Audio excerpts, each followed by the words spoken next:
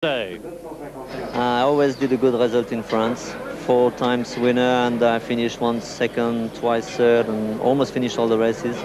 And I expect to win again. It looks like the car is working very well on this track.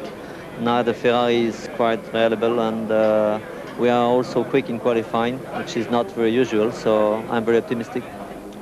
Brazilian Ayrton Senna leads the World Championship for McLaren. But after retiring in Mexico with a shredded tyre, he freely admits that he made a mistake. It was a mistake from us, my mistake also from the team. As far as when I felt the problem, I thought, okay, I come in and I call the radio. They couldn't really understand, so we wait another lap. Then when they understood, they questioned me whether I really need to stop, whether I really should, because of course at that stage meant being difficult to win. But and I got unsure as well, and time was going, and then was too late to stop, so I carry on. It cost us valuable points, but as much as was a mistake from telling me to stay out, was also my mistake not to come in immediately. So it's learning. Senna still has an 8-point lead in the championship ahead of Prost and Berger. But with only the best 11 scores from the 16 races to count, and with Mansell, Alesi and Piquet well into double figures, the title is a long way from decided. In Mexico, the correct choice of tyre was critical, as Ayrton Senna found out. And here in France, tyres are going to be very important too, as Jonathan Palmer explains. With fronts 13 inches wide and rears 18 inches, these Formula One tyres are clearly vast compared with this from a family car.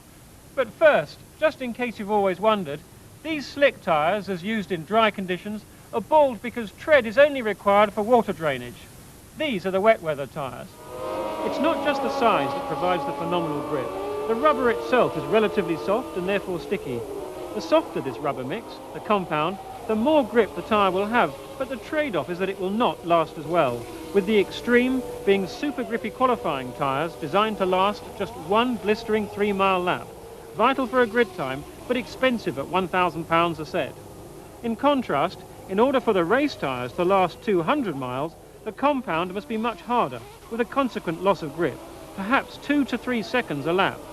The tyre companies, though, bring over 4,000 tyres to each Grand Prix, in various different compounds, and each team has to assess its own optimum tyre. No easy task. Teams can decide whether to run one set of hard tyres throughout or 2 sets of faster, softer tyres, which will require a time-consuming pit stop when they lose grip. And even though the tyre change itself can be lightning fast, a further 20 seconds is normally lost entering and leaving the pits. The tyre's role, though, is more than just providing grip. Running at a very high temperature, 110 centigrade, and a relatively low pressure, 18 psi, they also act as an important spring. Indeed, most of the visible car movement comes not from flexing springs, but from squashing tyres. The old abrasive Paul Ricard circuit was a real tyre eater. Now, with a new smooth surface, no one can be sure how the tyres will perform.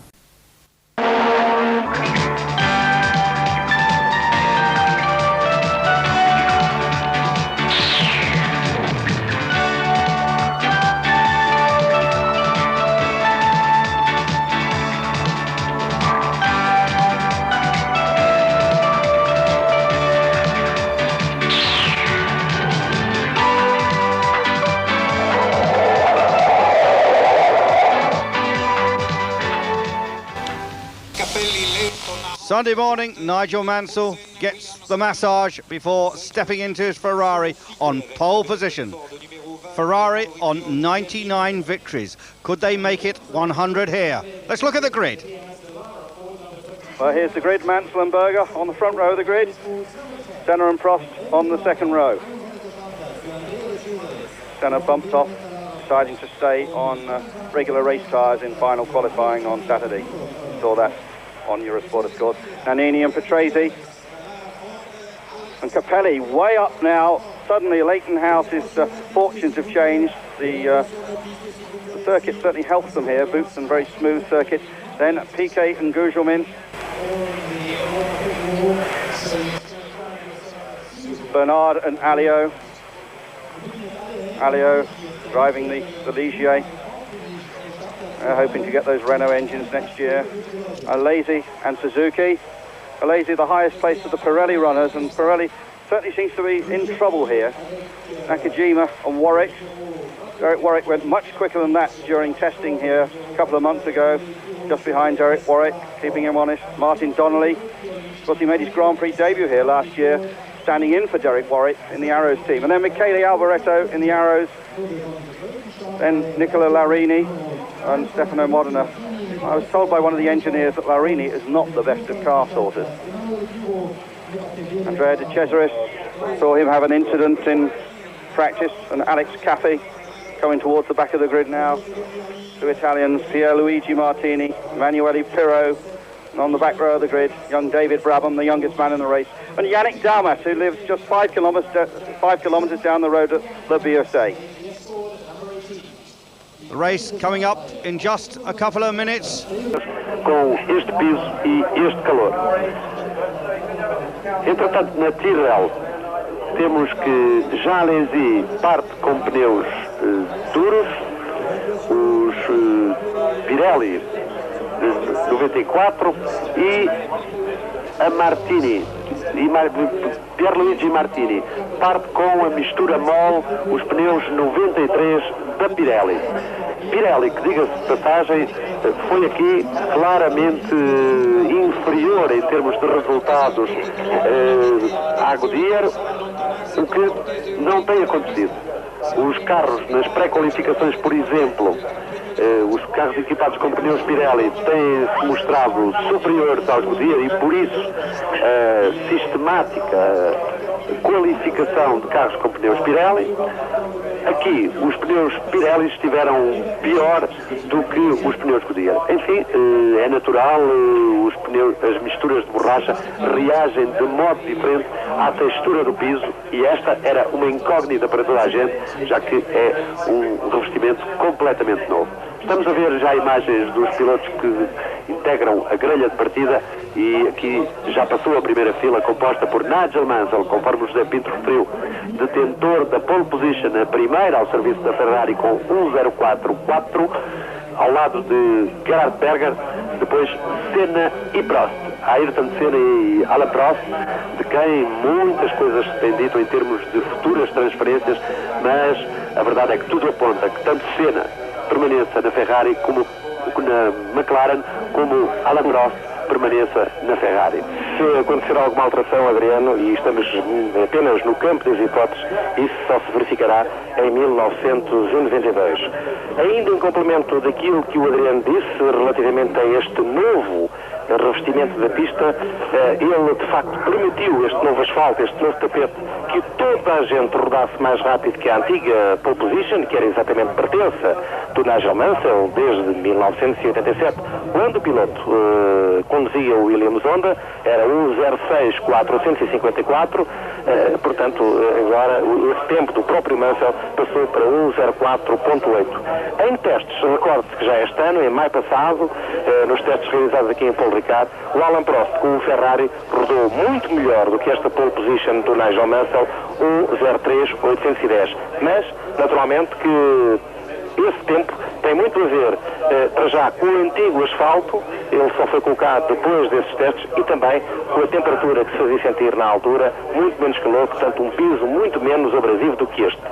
De referir também que, segundo os responsáveis do produtor americano de pneus, a Goodyear, é provável que, independentemente das opções de cada piloto, que se efetuem duas paragens nas boxes, o que significa que iremos ter uma corrida muito movimentada. Estando nas paragens das boxes, sobretudo para quem fez a escolha de pneus Cs, relativamente à escolha dos Bs, os pneus mais duros, é bem possível que ela faça ao limite a uma paragem, mas vamos aguardar, vamos ver o que é que o desenvolvimento da corrida nos dá.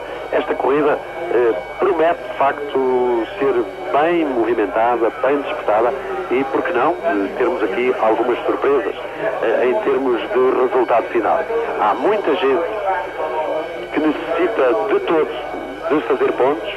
Será uma corrida de expectativa, no sentido de aproveitar o desenrolar da mesma para se ficar por um ponto, 2 pontos, que seria muito bom, particularmente para aquelas marcas que andam desesperadamente à procura de fugir às pré-qualificações. De qualquer modo, Adriano, em relação aos homens da frente, especialmente às duas equipas principais nesta altura, à Ferrari e à McLaren, enquanto na equipa italiana se verifica um grande otimismo, por parte da McLaren nota-se que nem tudo corre pelo melhor.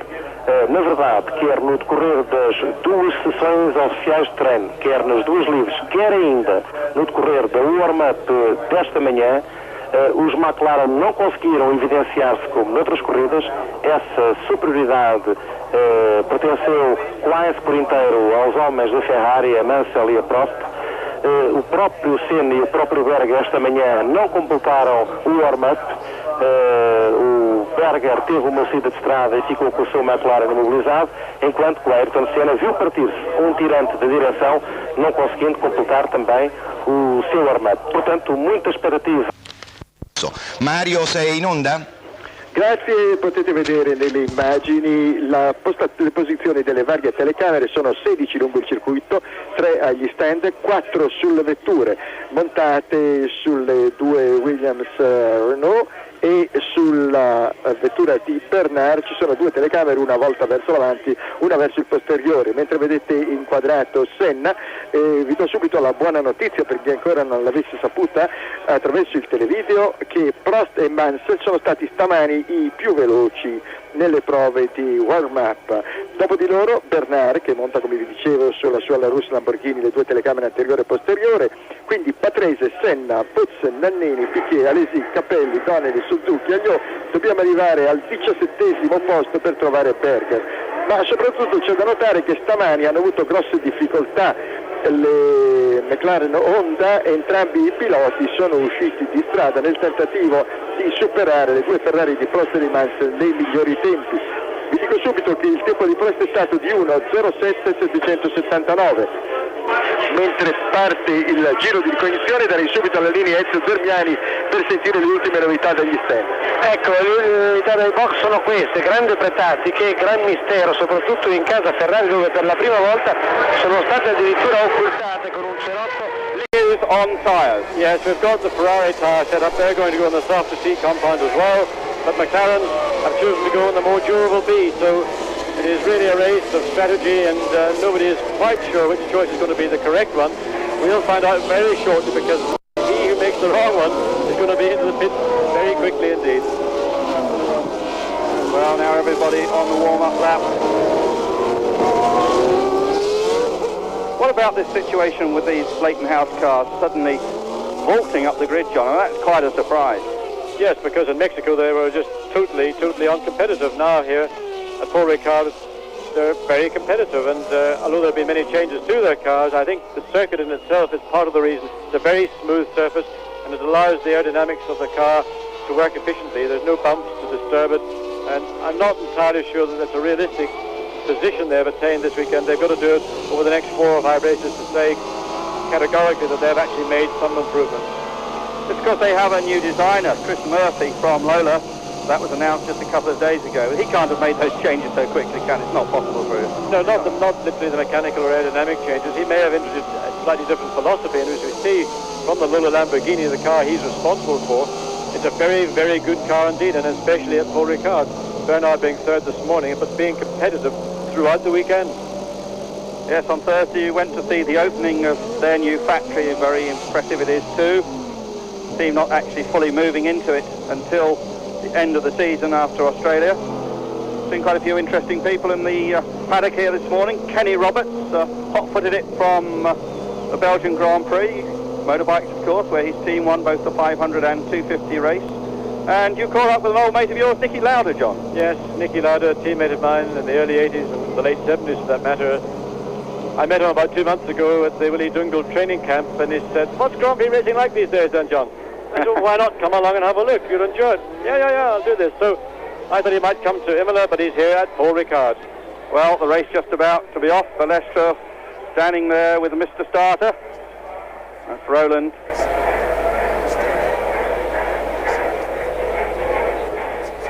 Well, these are tense moments, even for the most experienced drivers. You wait.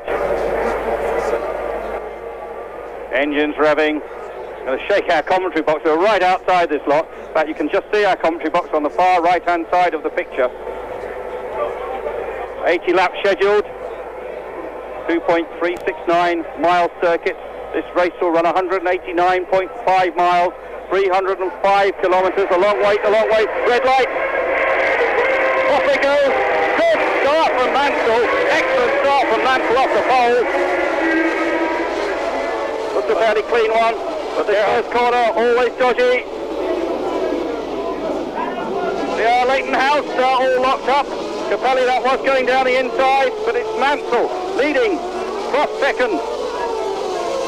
No, it's Mansell leading. Berger second. Senna, I think, third. Then a Benetton. Here we are with Thierry Boutsen. Looking backwards off one of the Lola Lamborghinis. Well, fortunately, we had a clean start into that first corner. It's always a trouble area, but everybody got through. There was not even the sign of fiberglass flying from the front wings, a very vulnerable part of the car. So thank goodness we've had a nice clean start. Yes, in fact, Ivan Capelli nearly mucked it all up, went sliding down the inside with all his tyres locked up, but he managed to avoid everyone. There at the back of the field, or not quite the back of the field, the two Brabhams running together, Modena and David Brabham. David Brabham off the back of the grid must have made an excellent start, and Gerhard Berger's catapulted himself into the lead. Berger's peeling away, and Ayrton Senna right in Nigel Mansell's gearbox.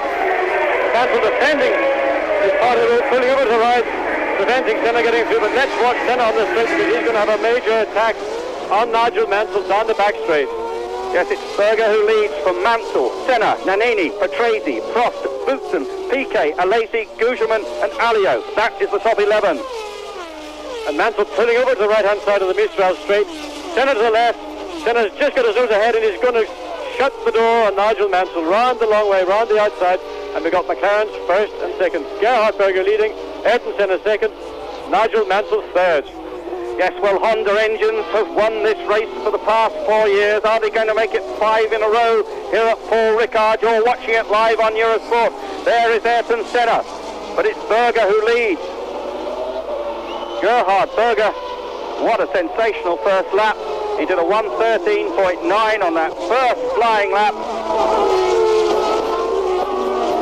There's Senna. McLaren Hondas 1 and 2. Nannini in fourth place, past the pit. There's Boutsen in seventh. This is lap number 3. Berger, Senna, Mansell, Nannini, Patrese, Prost, Boutsen, Piquet, Alesi. Alan Prost languishing down in 6th place. A poor start from Prost. He's got himself boxed in a way behind Patrese and Nannini, and he'll be wanting to get past them fairly quickly. But of course, remember back 2 weeks ago in Mexico, when he was even further back in the grid at the start of the race than he is here, and he came through in the end to win the race. Yes, but Prost is very canny, John. Maybe he's driving, I think you say he caresses the wheel, just saving the car because tyres are a vital factor. He's probably hoping that he's only going to make one stop. I think really what he's looking to do is, in these early laps, when the car is full of fuel and it's heaviest in the race, he is not going to try and hurt his tyres. He's trying to conserve those tyres, but he's right on the gearbox of Patrese.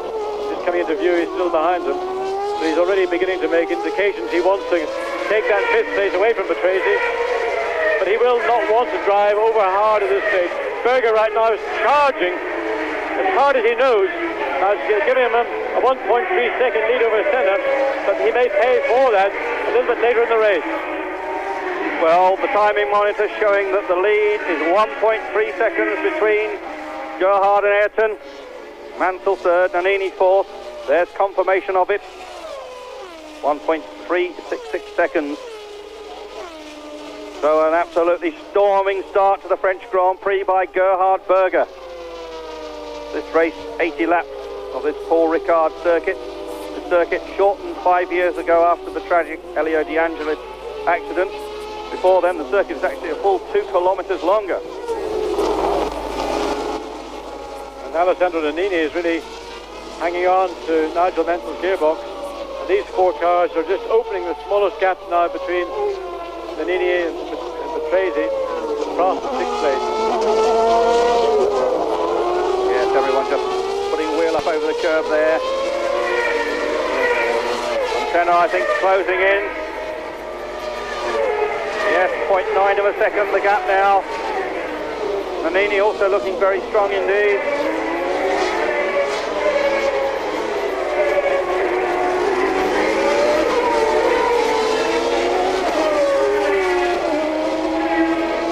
Down that long straight, up to 190, 195 miles an hour, and then that flat-out right corner, John, one of the most testing corners in Grand Prix racing. In this condition, the cars are just into the 190s, the low 190s. Of course, the extra weight of the fuel affects the acceleration down that long straight, but it's still pretty impressive because these cars are now on race tires. They don't have the grip that they had in qualifying, so, you know, with the extra weight, slightly less grip, it's an even more exciting adventure. Yes, Berger, Senna, Mansell, Nannini, Patrese, Prost, that's the top 6. Prost is playing a waiting game. Luton 7th, PK in 8th spot, Alesi, Capelli, Bernard, Alio, Gugelmin, Suzuki 14th, Warwick 15th, Nakajima, Donnelly in 17th spot.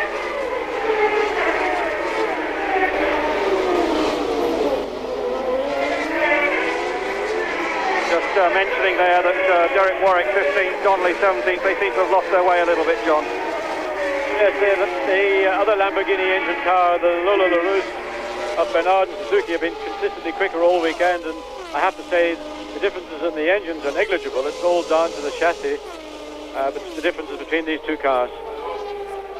It's Eric Bernard in 11th place, 3rd fastest in the morning warm-up, doesn't seem to be making that much progress. No, the progress that he's made, he's going backwards right now. Of course, the morning warm-up can, in some cases, be slightly deceptive because not everybody runs brim full tanks. Some people run half tanks, and because that's the situation the car is going to be running in for the larger part of the race, so they tend not to fill the car up full, and that could have been the case with Eric Bernard, where he was so quick, 3rd quickest time this morning. Yes, there's Nigel Mansell currently running in 3rd spot. 2 McLarens across the line, and it's Nigel and Nannini. PK running down in 8th. Nannini's teammate Nelson Piquet, experienced man, won this race in the past.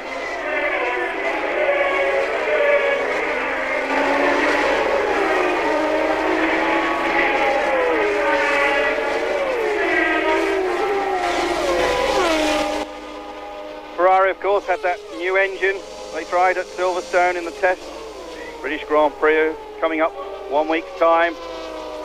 Already the circuit at Silverstone looking in complete readiness for a Grand Prix. I think they could run it this weekend. Hamish Brown and all the guys there have done an excellent job. Well, there's Nigel. The gap between Berger and Senna now just about a second. Then from Senna to Mansell, 0.9 of a second, and then Nannini, 0.7 a second to him. You see it all on the screen, running very close together, that group. There's been a little bit of seesawing between Berger and Senna, and then Senna and Mansell and Nannini, and in fact it appears that Mansell and Nannini are closing up to Senna, and Berger's beginning to open that gap up again. Now it's coming up to 1.3 seconds, so Berger's increasing that lead. He's just fractionally quicker than Senna. Mansell likewise slightly quicker than Senna, and that's the reason why we're seeing Ayrton Senna being wound in by Nigel Mansell and Alessandro Nannini.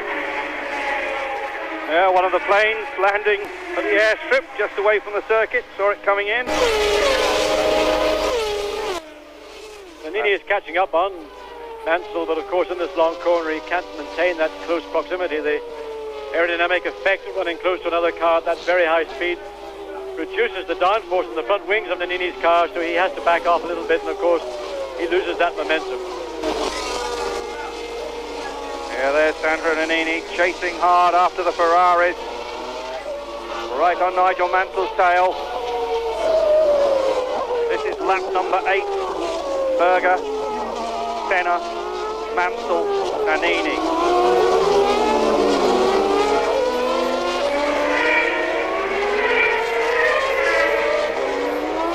A lot of cars still running very close together, nose to tail, the two arrows. There you see the pit boards going out. And we have a pit visitor. It looked like a Williams. Yes, it did. I have a feeling that was Riccardo Patrese. We'll have to wait and see. The camera will pick up which car it was in. Yeah, this is lap number 9. It seems that Riccardo Patrese is in trouble. Just looking out of our commentary box, but unfortunately there's various obstacles in the way. And there he is going into the pits now. And that is not a... That's Thierry Boutsen. Yes, Boutsen. That is not a pit stop for tyres. That's a mechanical pit stop. They've been having problems with this Renault engine over the weekend. They've had a couple of blow-ups recently, so whatever the problem is for Boutsen, it's a terminal one, and an early shower for Thierry tonight. Yes. Oh, Manuel Pirro having an exciting trip. He went down the inside, probably trying to pass somebody, locked up the brakes. A very exciting little pirouette from Pirro. Yes, I was going to get that one in, John. You beat me to it. Well, Emanuele Pirro, he's well down the order. Currently shown in 26th spot. David Brabham running 23rd at the moment, and Modena in the other Brabham 21st.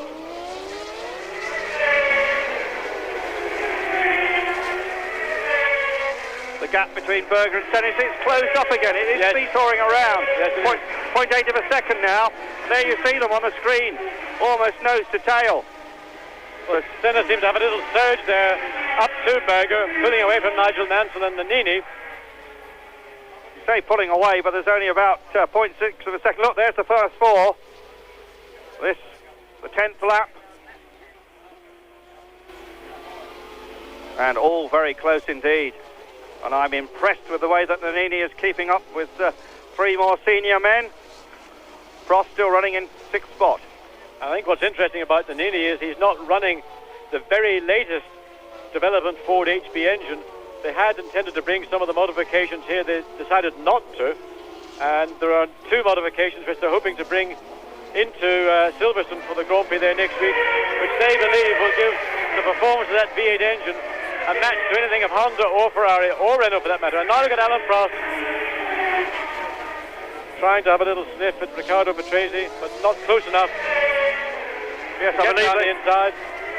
They call that the Phase 4 engine. A flurry of press releases from Ford this weekend about the Eddie Jordan situation. And Jordan will have Ford engines similar to the Benetton ones, but there you see just confirmation of the current positions. But a second press release came out, and John's got that story. Yes, Benetton, I think, wanted to have the situation regarding the Ford engine clarified, and they made some observations about the press release regarding Jordan Grand Prix and the Ford engine, and whether those were ambiguous or not, I think, is left to the individual scribe who was recording it to make a judgment on. But certainly they did respond to that press release regarding Jordan Grand Prix and Ford HB engines. Yes, it appears that Jordan will not get the Ford engine management system that comes with the motor. Presumably he'll have to go elsewhere for that. And I would have thought that that's a fairly major handicap. But these 4 still running close together. Senna right up the gearbox, the transverse gearbox of Gerhard Berger, his teammate. Both cars lapping in 1 minute 12, 1 minute 12.1.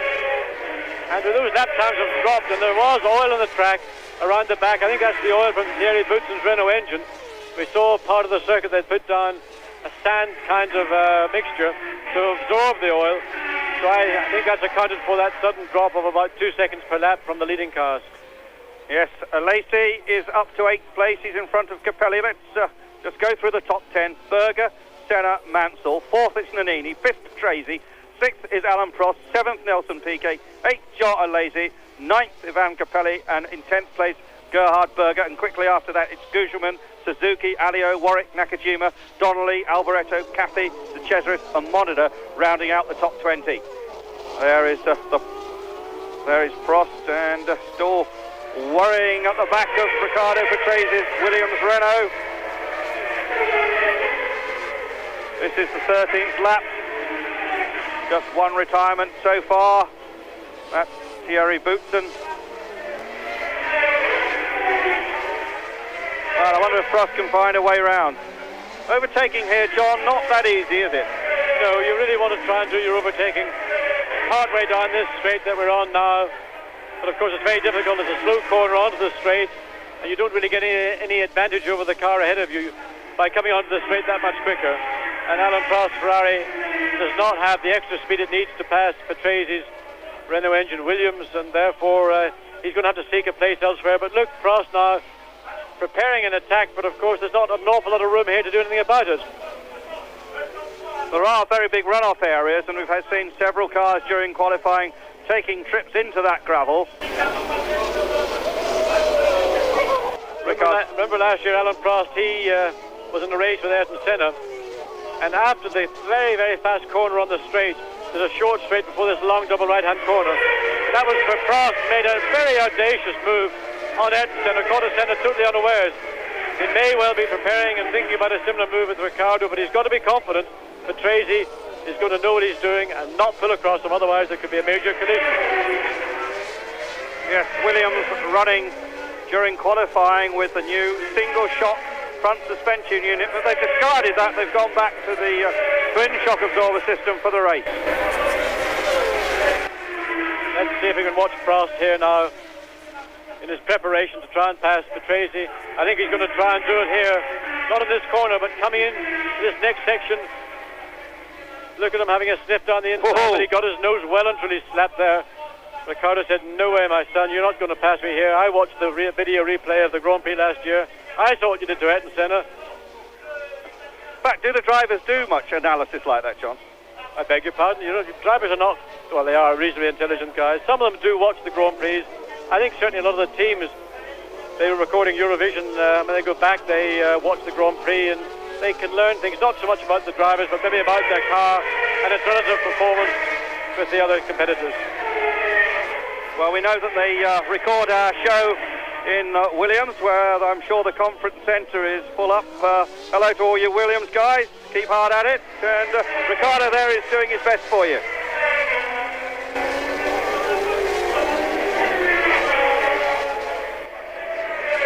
Well, still the situation, Gerhard Berger 0.8 of a second ahead of Ayrton Senna, Nigel Mansell in third spot, Nannini fourth, and it's Patrese and Prost still. That battle continues. Ooh, how'd it go then? Yes, he's doing the same thing, and he's not really quite far enough up to Patrese when he makes his move. Patrese is able to shut the door on Prost and prevent him getting through. He has got a stunning record here at Ricard, Alain Prost. His first race here in 1980, where he didn't do particularly well, but since then, every year except 1984, he's been on the podium. Of course, he won it in 88 and 89. He won the race way back in 1981, his first ever victory, and he also won here in 1983. That was, of course, for Renault. So, tremendous record. He'll be very disappointed if he's not in the top three. This lap number 16. There you see the order. Caption just a little out of date there. It is lap number 16. They're working at the moment those positions after 15 laps. Prost still worrying away at Riccardo Patrese, trying to prompt Patrese into a mistake. And he's a little bit closer to Patrese this time again on the straight. He needs to stay as close as he can through this corner to get the chance to shoot down the inside. But having now tried the same ploy in the last two laps, he may have to rethink his strategy. Patrese is prepared for it. He's not going to leave the door open, or certainly not wide enough for Prost to slide inside him. So he's now maybe going to have to reconsider what other parts of the circuit is possible to get past Riccardo Patrese. Yes, this is lap number 16. See some of the mountains in the background here in the Provence.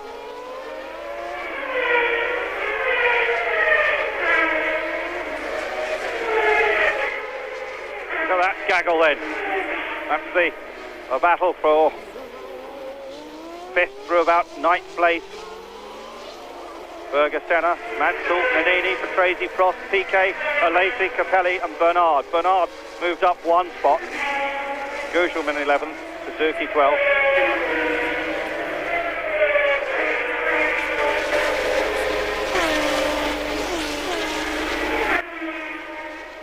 In fact, John, just noticed there that... Well, of course, we've just lost the best shot. We're going to see Alain Prost at his closest to Riccardo Patrese. Now we don't know whether he's got past him or not. No, he hasn't. But certainly that was the closest we saw Alain Prost going through the Sheen corner to Riccardo Patrese. We went then, of course, in car to one of the Lamborghinis and lost the shot. We saw earlier on that Emanuele Pirro spin confirmation that he has stopped out on the racetrack. Presumably he stalled the engine, and now new rules from FISA. Drivers are not allowed to be push-started, and as they don't have starter motors, it means he's out of the race. Yes, indeed, and it's one of those very controversial regulations, and particularly from the qualifying and practicing point of view, that push-start should be permitted. In the race, it's a different issue. It is classified as outside assistance, and therefore is an immediate disqualification. So if you spin your car, stall the engine, you have to get out of the car, park it somewhere safely, and walk home to your pit. Yes. The gap now, 0.9 of a second, is just fluctuating that fifth of a second backwards and forwards. Berger still leading. This is the 18th lap they're on now.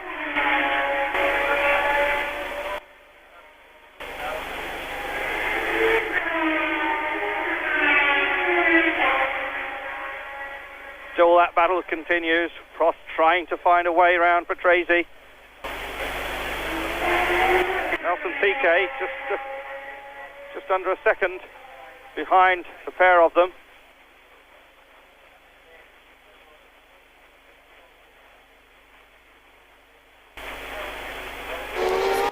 There's no doubt, Andrew, that Riccardo Patrese is holding up Alain Prost at this stage. The two cars have got exactly the same top speed, and Alain Prost is not able to find an advantage anywhere. Oh, Mansell sliding very, very wide, and Nannini, I think, has taken the place, but Mansell fought his way back, pushed Nannini well over to the right, but Nigel went in probably slightly too quick, got on the marbles, the rubber marbles, slid wide, but managed to hang on to his third place. But of course Nannini may well take advantage of that and try, and Mansell now swinging over to the right to block Nannini. Nannini going left, these two battling for third place, but Mansell now really is able to consolidate his position, and the threat from, look at that, almost full lock as he went into the corner and well off the line. I mean, it's a good 10-15 feet wide of the apex of that corner, and actually the recovery was exceptional. Yeah, I think we ought to put Nigel in a rally car one of these days. He loves driving sideways. Berger, Senna, Mansell. There's Nigel. No one really breaking into the 1-9 jet.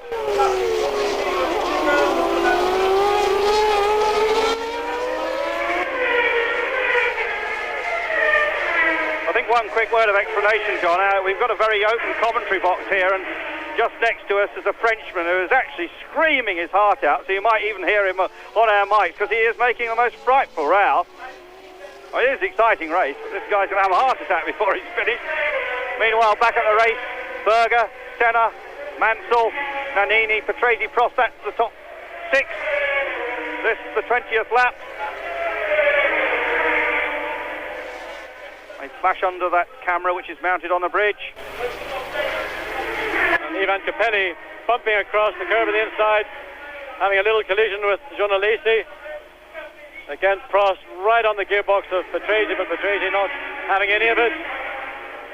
Yeah, that's the battle for 8th spot.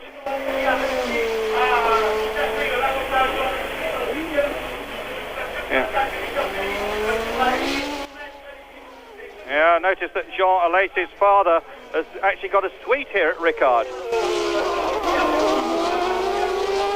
Still Prost tries. Yes, we're walking down past the suites, John, and saw one carrosserie. Oh, there's a pit stop. There's Larini having a pit stop for tyres, obviously. Another, looks like a Benetton rushing in. Something pouring out of the back of the car. We couldn't quite see what it was. Piquet. Piquet's in, there's the order. Berger, Senna, Mansell, Nannini, Patrese, Prost after quarter distance. A good stop for Piquet, 8.12 seconds. Rejoining the race. Just had a very quick entry and exit to the pits at Paul Ricard. So that trip into the pits for Piquet probably costing him somewhere in the region of 30 seconds, maybe just under it.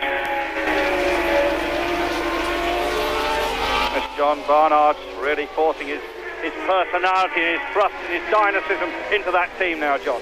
Yes, it's going to get very good direction from John Barnard. A very strong character, a man who knows precisely what he wants in Formula One, both in terms of engineering and from the engine side itself.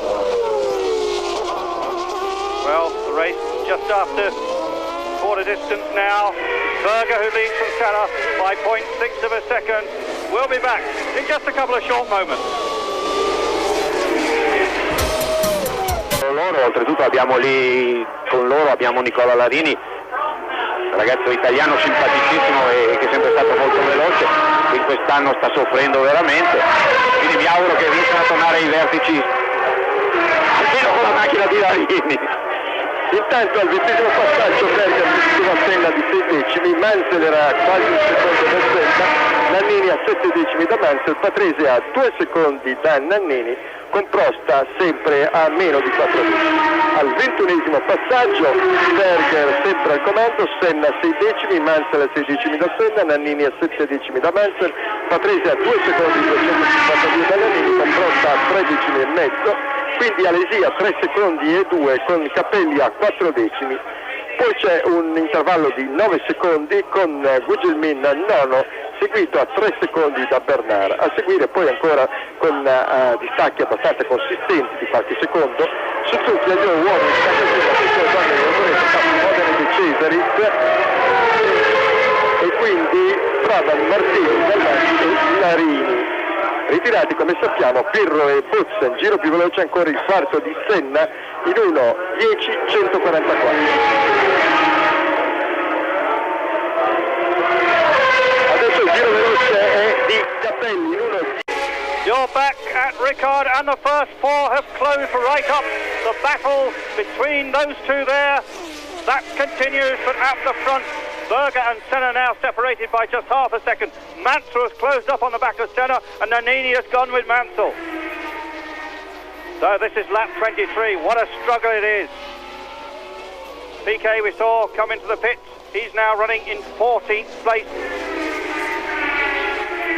We'll go through the order for you. Berger, Senna, Mansell, Nannini, Patrese, Prost, Alesi, Capelli, Gugelmin, Bernard, Suzuki, Alio, Warwick, Piquet, Nakajima, Donnelly, Alboreto, Capi, Modena to Cesaris. That's the top 20.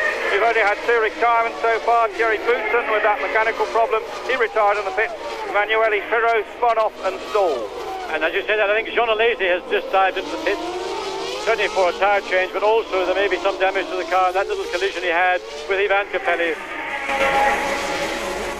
Cleaning the visor, getting all the oil smear off it. Slowish change, 10.3. Engine, almost lost the engine, the exit to the pit. Not the best pit stop for Jean Alesi.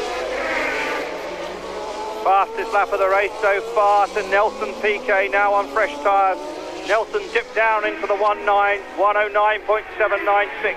Piquet, after his pit stop, running in 13th place, as we see Martin Donnelly make a pit stop. Donnelly running in 17th spot. Good stop from the Camel Lotus team. A lot of cement dust in that pit road, John. You saw it thrown up there. I think that's when we saw Piquet coming, that's what it was. Yes, I think that's the dust that the legacy of Boutsen blew up. That engine must carry an awful lot of oil, because I think that's what we've seen, the dust which was put down on the oil from Boutsen's engine. Still that scrap for 5th place continues.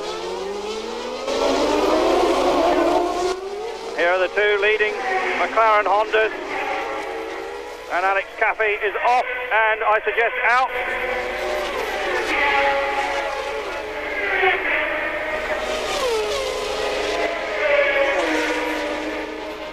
I think Alan Prost must be getting a little bit frustrated now, because he's been behind Patrese for 23 laps on the 24th lap, and now really having to think very hard indeed about where is he going to find a way past Patrese. These two cars are losing contact with the front four. Prost has been very patient indeed. His patience now wearing thin. You can see Prost's car doesn't need as much of the track as Patrese. Indication that Patrese car has not got the grip in the corner that Prost has, but of course with Prost losing his momentum behind Patrese, he can take advantage of the extra grip and speed he has.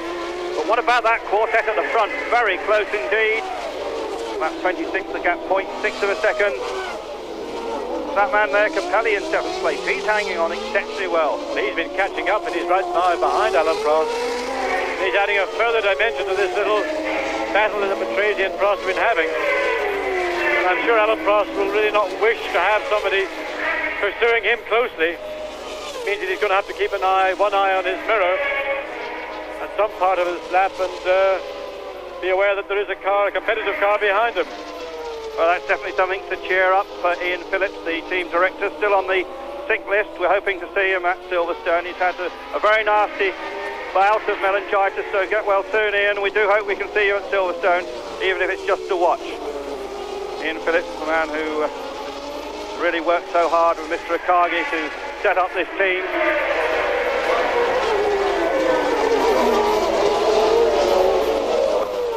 Leighton House now completely separate from March Engineering. Now we go in car. Give us some gears if they stay with this picture, John. No, they didn't. It's just so quick, the gear change. Second, third, fourth comes so quickly, it's almost as fast as your hand. But look at this. Ooh, very tight indeed. Nannini and Mansell yet again. Mansell having to take the wrong line into the corner, pull right over to the right to prevent Nannini from getting by. Of course, that made rather a messy situation for those two cars. But look, Mansell protecting his corner, pulling right over to the right, narrowing the angle he was using in the corner, having to slow down very much indeed. Nannini trying to go around him on the outside, but not enough room. Another car really that is capable of going quicker than we're seeing it doing. Nannini being held up by Nigel Mansell. Unusual camera position from the back of Black Lola.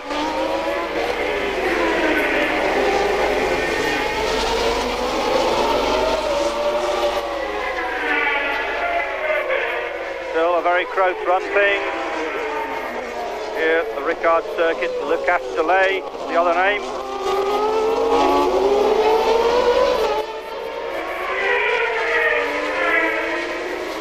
Alain Prost into the pit.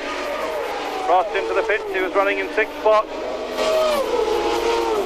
I think this may be the opportunity he's looking for to finally pass Patrese, because Patrese also, I'm sure, will be pitward bound shortly. Alain Prost peeling off one of the rip-offs on his visor.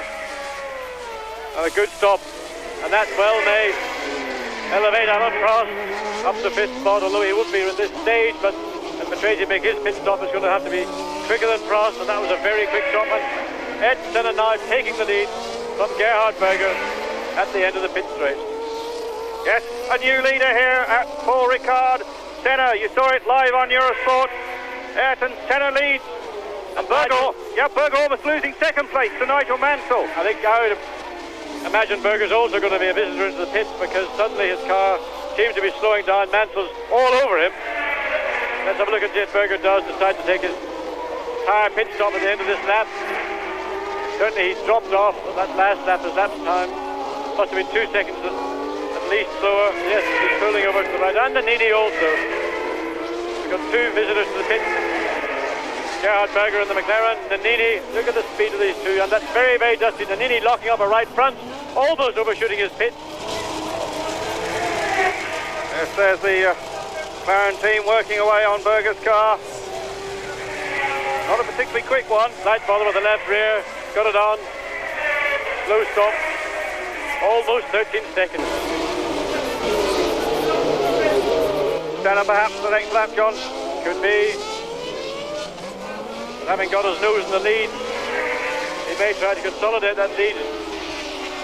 But of course he will know the situation better than anybody else. And after the strategy, the mistaken strategy that McLaren ran to in Mexico, when they admitted after the race they should have called Ayrton Senna in for a tire change.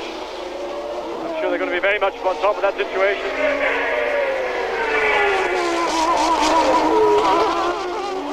David Brabham. He's another tyre changer. David Brabham running in 20th place now.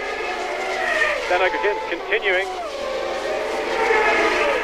Mansell second.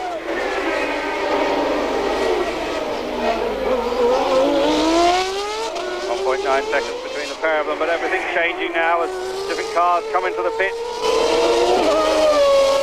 Patrese in third and Ivan Capelli in fourth. A very long time since the Leighton House ran as high as that. Remember, the Leighton House runs with the V8 Judd engine, an engine not supposed to be as powerful as Ferrari, Honda or Williams with the Renault engine. Or Lamborghini for that matter.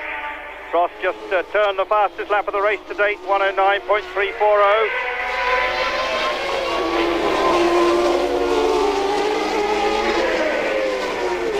In 88 we saw Ivan Capelli make some incredible passing manoeuvres, and in fact one of those was this man Patrese in Spa in 88. An audacious move. And a result like this, or a race like this, could do marvels for the morale in the Leighton House team. They've had a real bashing in the last, well, almost the last year, in fact. This kind of performance here at Edmonton, and now coming into the pits also very fast.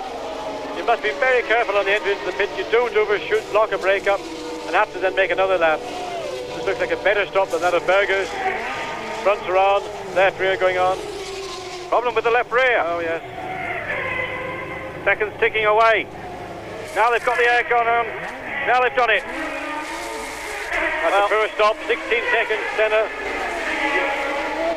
8 hard-earned seconds there, lost John. And he just gets out in front of Gerhard Berger, his teammate, behind Nelson Piquet, who's running in 8th spot, so it's now Senna 9 and Berger 10. Of course, we have a new leader, this man, Nigel Mansell, who has yet to make his pit stop. Mansell leads. Senna in second place, Patrese third. We got Riccardo Patrese second, Capelli in third spot, and of course Patrese and Capelli have not been into the pits, as has Nigel Mansell. Yes, so the front three cars have yet not made their tyre pit stops. Just watching the monitor to see where Senna slips back. Mansell into the pits now. Patrese leads, Capelli in second space. Capelli could lead this race, Johnny. I think just for the whole psychology of the team, they might let him stay out that bit longer. Yes, indeed. I think it would be a very wise thing to do. They probably are not going to win the race from the front, but to get the nose in the lead would do marvels for the Leighton House team. Mr. Akagi, the owner of the team, I'm sure will be over the moon to see one of his cars leading a French Grand Prix, or any Grand Prix right now.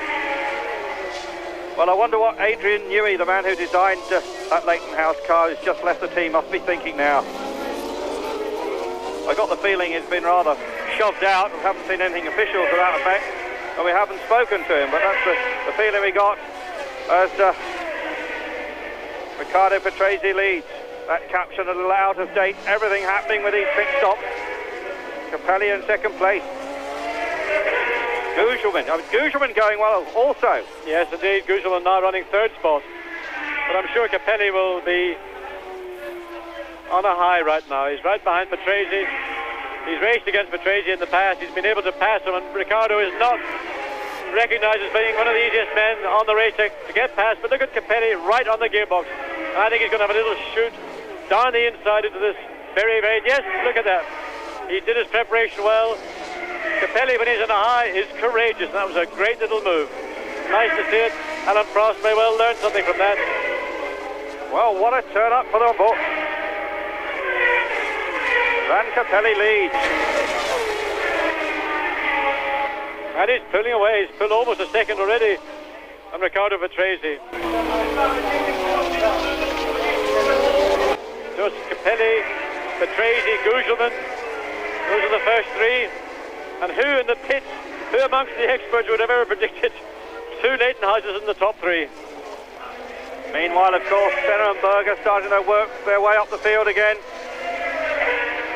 Prost also going quickly. He's down into the 1/8 now. Prost just a turn, a 1:08.683.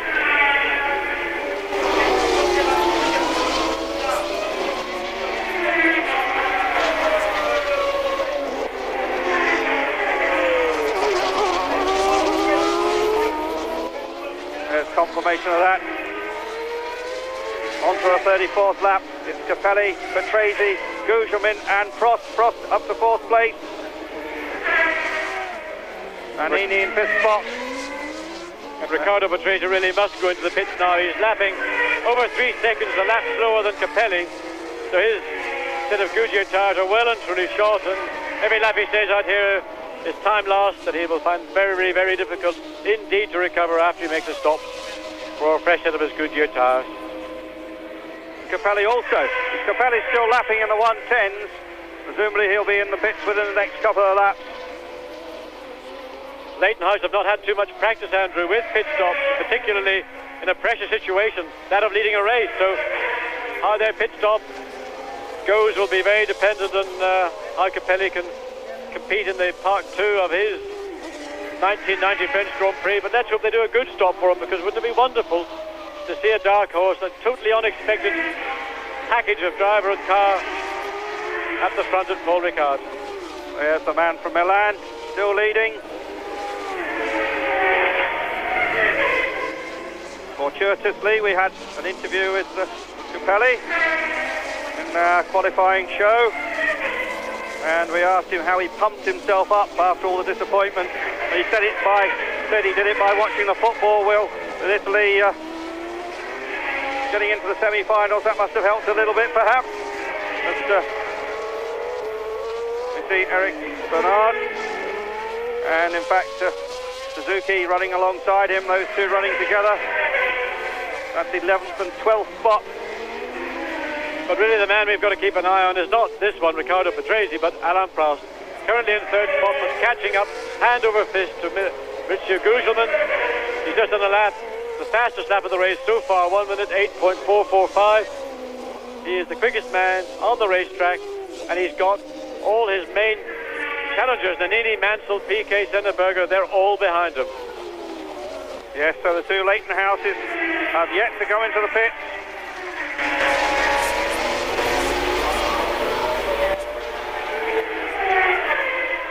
And Senna now running in front of Gerhard Berger.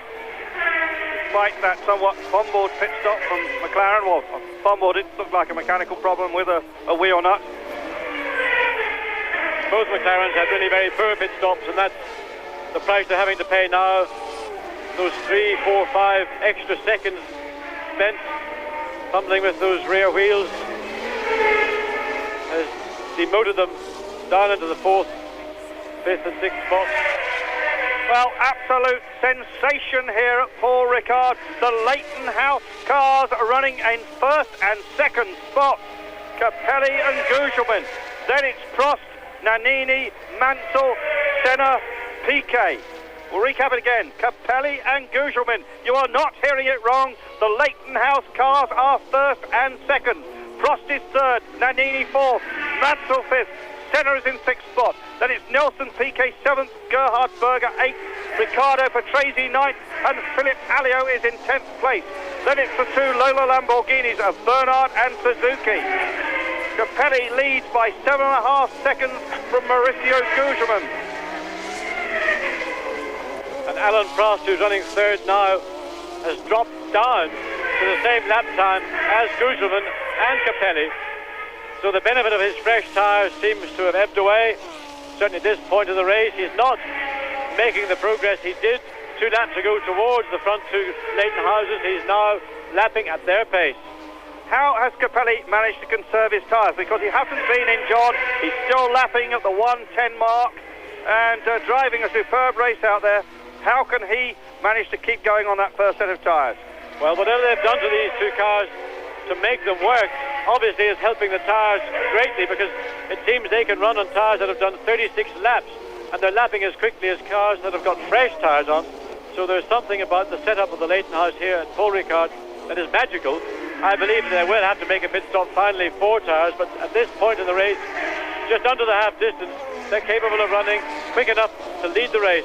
And Alain Prost is not able right now to take advantage of those fresh tyres in his Ferrari. Yes, they might have Japanese ownership, but an all-British car. The Judd engine from Rugby. John Judd Engine Development, the company which he started, I believe, with Jack Brabham. And what a superb job he's done. And again, it's a long time since the Judd engine has featured so strongly in a race. Really, it was last year with Martin Brundle in the Brabham team when they had some tremendous results. But this is the narrow-angle V8 Judd engine. And now we're getting to see the true potential that engine has always had. And Prost now looking for a way to get past Gugelmin. Gugelmin being hampered by De Cesaris in the Dallara, giving Prost an opportunity to catch up, look for that little gap. Andrea oblivious to what's going on behind him. He can't believe that Leightonhouse is leading a race. That's probably why this time he's saying, oh well, Leightonhouse is probably a lap behind already. Prost leading the race. I'll give it the way for Prost. Gugelmin, but he can work his own way around. There's Alan Prost trying to split the two Leightonhouse machines. It's difficult to say Leightonhouses, so that's what we have to try and say. Yes. Prost trying down the inside. Andrea saw both of them coming, let Gugelmin through, and then realised Prost was on his tail. Stayed well to the right. Prost got through cleanly. Andrea did a good job that time, assisting these second and third place cars. Yes, he's running in 18th spot, De Cesaris, running behind Michele Alboreto and just in front of Stefano Modena. The Brabham team all at sea here. They just haven't been able to work out a good setup. Oh, Prost trying to go wide, and there's no way around the outside there.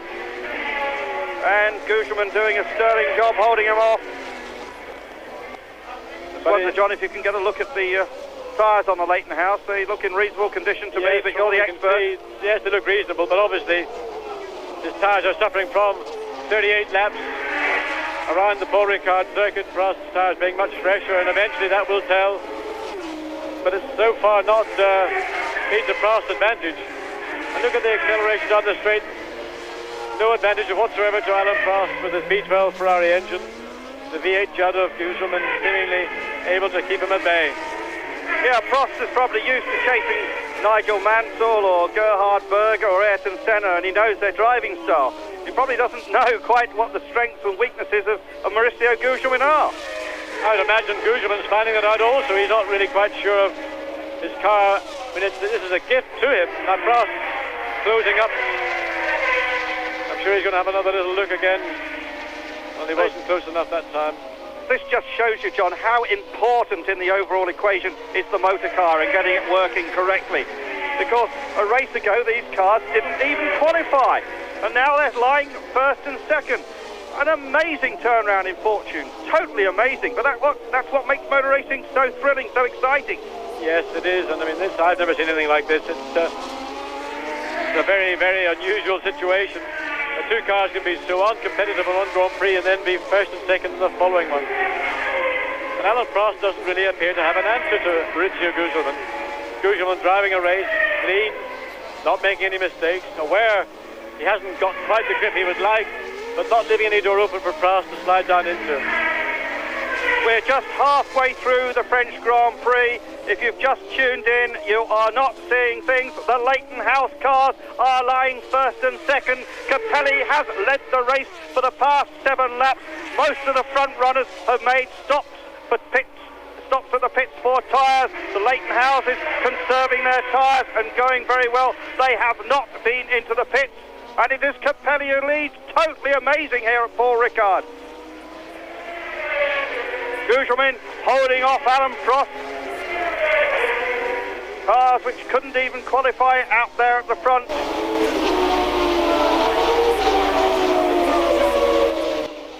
Capelli, Gugelmin, Prost, Nannini, Mansell and Senna. That is the top 6. Then it's Piquet, Berger, Patrese, Bernard, Suzuki, Nakajima, Warwick in 13th. Alio, Donnelly is 15th. And Martini has a problem with his Minardi. He's pulled over to the left. His race is over for the day. But here's the battle for second place. Gugelmin in the Leightonhouse, Alan Prost in the Ferrari.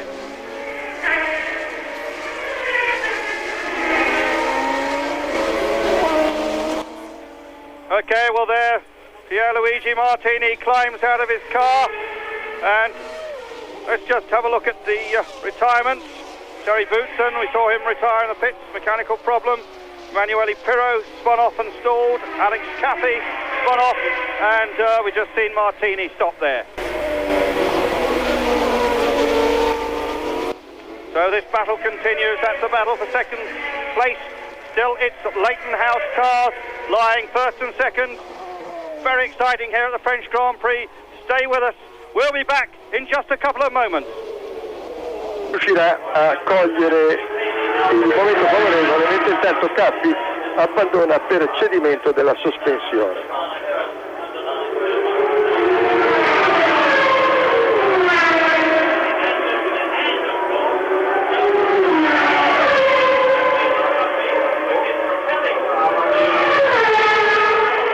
Un attimo di esitazione da parte di Alboreto sul passaggio a Prost, che poi è riuscito a scavalcare anche lui, come già aveva fatto Gugelmin, il pilota italiano, che adesso è raggiunto e superato da Nannini.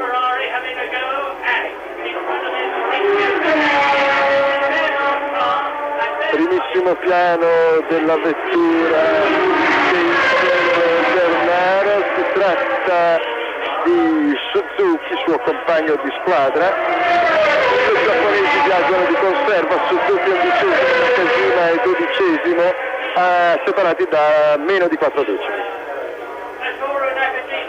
Davanti a Patrese in questo momento abbiamo Berger che lo precede di un secondo. 43esimo passaggio in terzo per Capelli, 8 secondi e 2. Capelli sta guadagnando sui passaggi di squadra, il quale tiene. You're back, and the Leighton Houses are still in first and second place. Another retirement piece of news. Jean Alesi has stopped 7 laps ago. We don't know why, but he appears to be out of the race. There we ride with Eric Bernard in the number 28 Lola Lamborghini. Bernard, this race proving to be something of a disappointment for him. He's running in 11th place, chasing after his teammate Aguri Suzuki. In fact, that's just passed. Looks like Modena in the Brabham. Yeah, slapping him in fact. Capelli leads by 8 seconds from Mauricio Gugelmin. And it's Prost, Nannini. Prost still trying to find a way around Gugelmin. Suzuki trying to find a way past Yannick Dalmas in the AGS, but not courageous enough to stick his nose in, going to that very fast Teen corner. Here we are, Ivan Capelli all on his own. 8.2 seconds of a lead on teammate Mauricio Gugelmin, who's ahead of Prost, and Nannini losing on Prost. Yes, Nannini has just turned to 108.8. There's confirmation of the positions. Capelli, Gugelmin, Prost, Nannini, Mansell and Senna. Capelli, the football fan, leads the race. Maybe he's just rushing to see the World Cup final, John.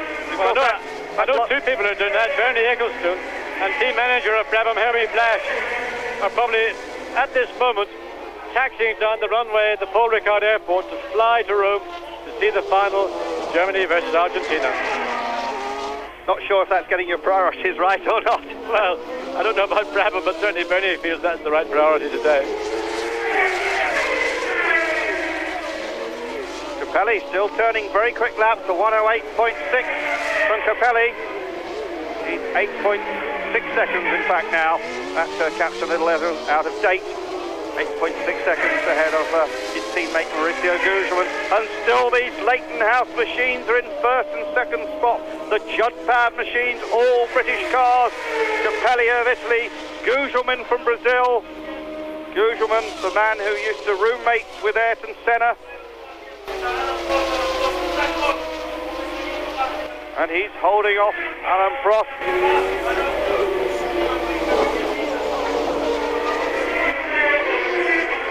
Really, Alain Prost doesn't seem to have an answer to Mauricio Gugelmin. As he had no answer to Riccardo Patrese earlier in the race. The speed of the Leighton House down the straight is sufficiently great to prevent Prost getting up close to him. And that favourite spot, that double right-hand corner at the end of the very long straight, We saw him pass Ayrton Senna so decisively last year. He's not able to do that to Maurizio Gugelmin in the Leighton House. Yeah, there's Gugelmin, 27 years old, from Curitiba in Brazil. In fact, they've got a racetrack at Curitiba. Now lives in Egham in Surrey. Married to Stella. Former British Formula Ford 1600 champion. Formula Ford 2000 champion as well in Britain. Most of his racing, in fact, in Britain in the Junior Formula. And Prost challenging, but he can't do it into that flat-out senior corner.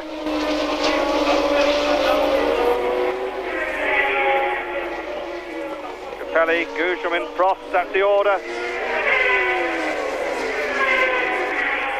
You could have got 100 to 1 on Capelli, I think, John. I would say 100 to 1 would be terrible odds. I would have thought about 1,000,000 to 1, let alone 100 to 1. I mean, this is a complete and total unpredictable situation. Although the cars did show very, very improved form in qualifying and practice, no one I know predicted we would see two Leighton houses leading the field. And at this stage in the race, we're well into the second half of the race. We're on the 48th lap.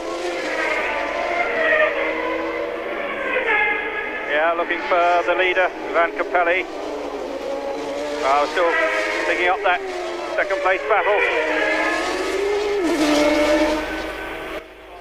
Nakajima at the back of that group, running in 15th place.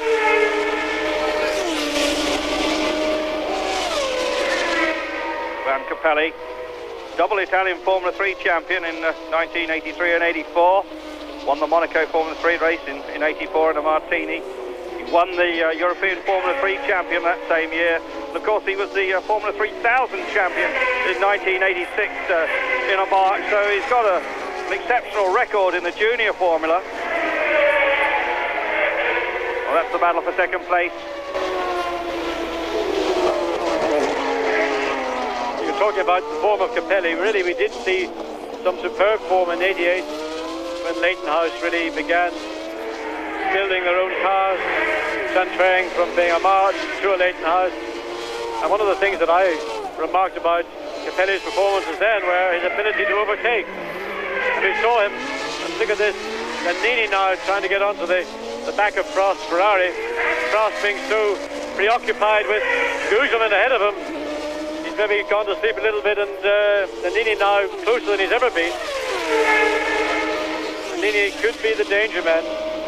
Alain Prost a bit wide. He actually missed the apex that corner again by a substantial amount. Unusual for a man of Prost's quality and ability to miss an apex as much as that.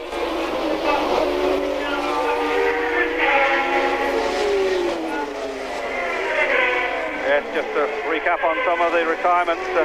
Lutsen was the first man out with mechanical problems. Pirro out, Caffey has gone, Joe Alesi is out, and Martini has stopped.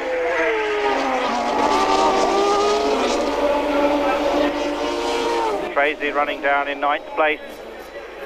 Quite a lot of these people that changed onto fresh tyres really don't seem to have speeded up at all. I mean, look at Patrese. Tracy running right at the front before the tyre stopped. Now running down in 9th place. Senna still running in the 6th spot. And these Leighton houses still running on the original set of tyres. To some extent one could put that down to the circuit conditions. And basically the advantage you should have with a new tyre is that you can go faster. That's being contradicted by Capelli and Gugelmin, because they're running at the same speed as those people who have made their pit stops. The only thing I would say is that if Alain Prost could find a way past Gugelmin, as we're seeing here, I believe he could go quicker and he potentially could catch up to Capelli, but Gugelmin is doing an absolutely superb job. He's maintaining his second place. The gap between the two Leighton House machines, 8.7 seconds. Leighton House own the team. Sponsorship from Autoglass and BP also. There you see Gugelmin heading that group. This is lap 50 of the 80. What a Another turn up for the books here at Le Castellet, the Paul Ricard circuit.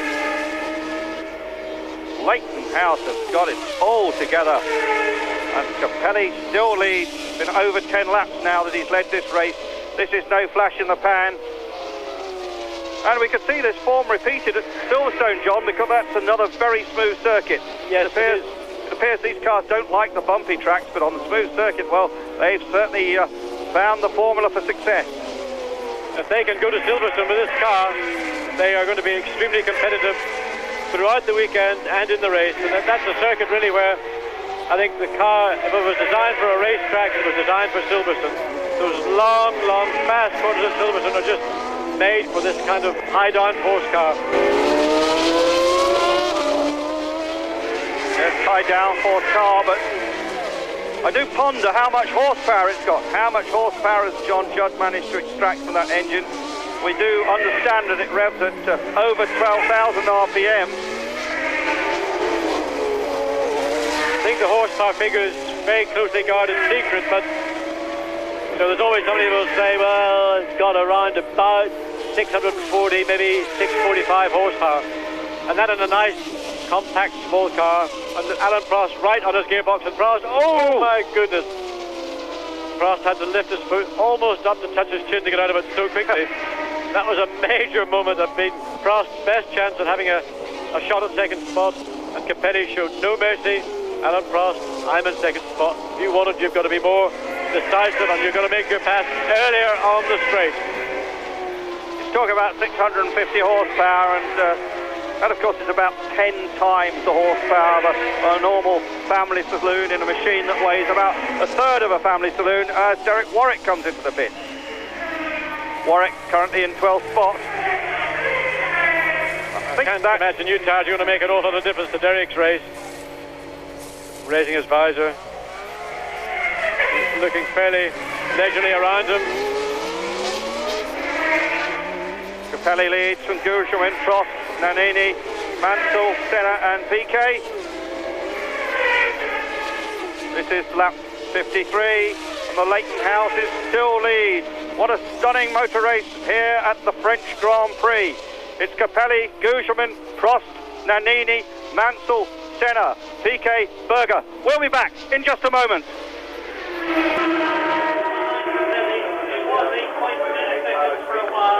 And now, Gugelmin and Prost and Nannini, virtually together, are coming up to that.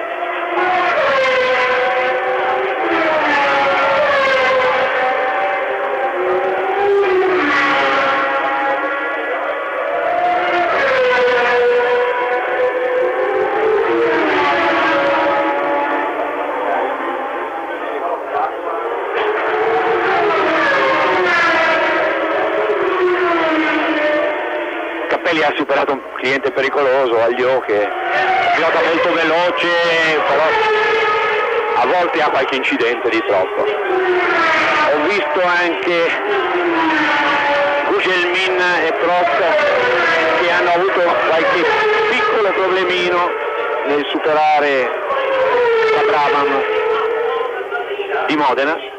Mentre intanto vediamo in replay il sorpasso di Mansell di Prost nei confronti di Gugelmin. Leggevamo anche sul teleschermo che l'abbandono di Martini pare imputabile a ragioni elettriche, dice il comunicato.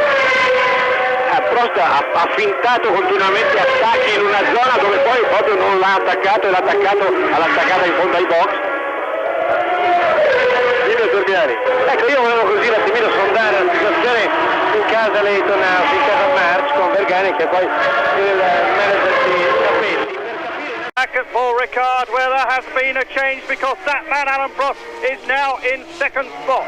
While you were away, he managed to sneak down the inside of Mauricio Gugelmin, and we'll be seeing that in replay in just a moment.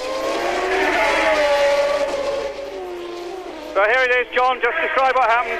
Yes, Prost got the run onto the pit straight and had the acceleration. He went for it down the inside, took second place from Gugelmin. Now we've got Capelli leading from Prost, 5 seconds ahead of Alan Prost. But Prost, I anticipate now, will start to make fairly rapid inroads into Capelli's lead, and Alessandro Nannini now pushing Gugelmin very hard for third spot. Yes, just to recap, Capelli leads from Prost and Gugelmin. If you have just come in from the garden or wherever, you are not hearing things. Ivan Capelli has led this race for the past 20 laps almost. Gugelmin has been in second place, a sensational turnaround by the Leighton House team from Bicester in Oxfordshire. From non-qualifiers to race leaders, can Capelli hang on? Prost is charging after him. Already the gap has come down to 4 seconds, and I think, John, we both now fancy Prost's chances. Yes, Prost is lapping a second lap faster. The advantage he has of having a pit stop 4 tyres, we're now seeing that advantage. He's clear of Gugelmin. He's basically got a clear track ahead of him. The car ahead of him is being lapped. He can now drive at his own pace, and he will be taking up to, and if not more, a second out of Capelli's lead. But yes, that Ligier not being helpful. Philippe Alliot finally realising that the current world champion was on his tail. He pulled well over to the left. Prost got through. That held him up maybe half a second. But that'll not make much difference over the next 4 to 5 laps. We're going to see Prost eat right into Capelli's lead. Capelli first, Prost second, Gugelmin third, Nannini fourth, Mansell in 5th spot, Senna 6th, 7th is PK, 8th Berger, 9th Patrese, 10th is Suzuki, still leading his teammate Eric Bernard, 12th is Donnelly, 13th is Alliot, 14th Nakajima, 15th Alboreto, 16th De Cesaris, 17th Warwick, 18th Modena, 19th it's Nicola Larini.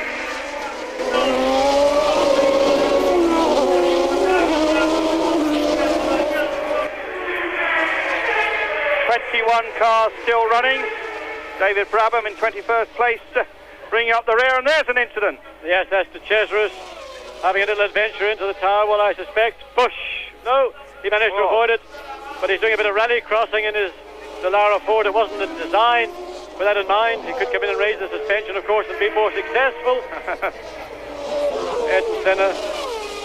Berger that was, I think. Berger, yes.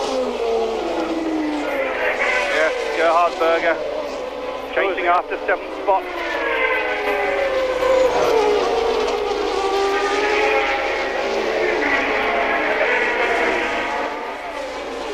This is a problem time for Capelli now. He's got 3 slower cars ahead of him. They're not going to be easy to pass. Prost is going to be able to use that very much, I would say, to his advantage.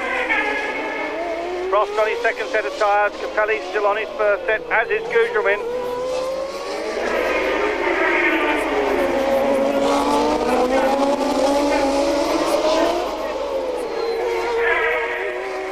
Coming up to 3/4 distance, and I doubt if they're going to make a pit stop with those Leighton houses. John, have you got a view on that? Do you think they may have to come in for fresh rubber? They may want to, but I think they'll stay out there because they could never ever make up the ground they would lose at this point in the race by making a pit stop. So I would say they've had the glory, or they still have the glory, they're still leading the race.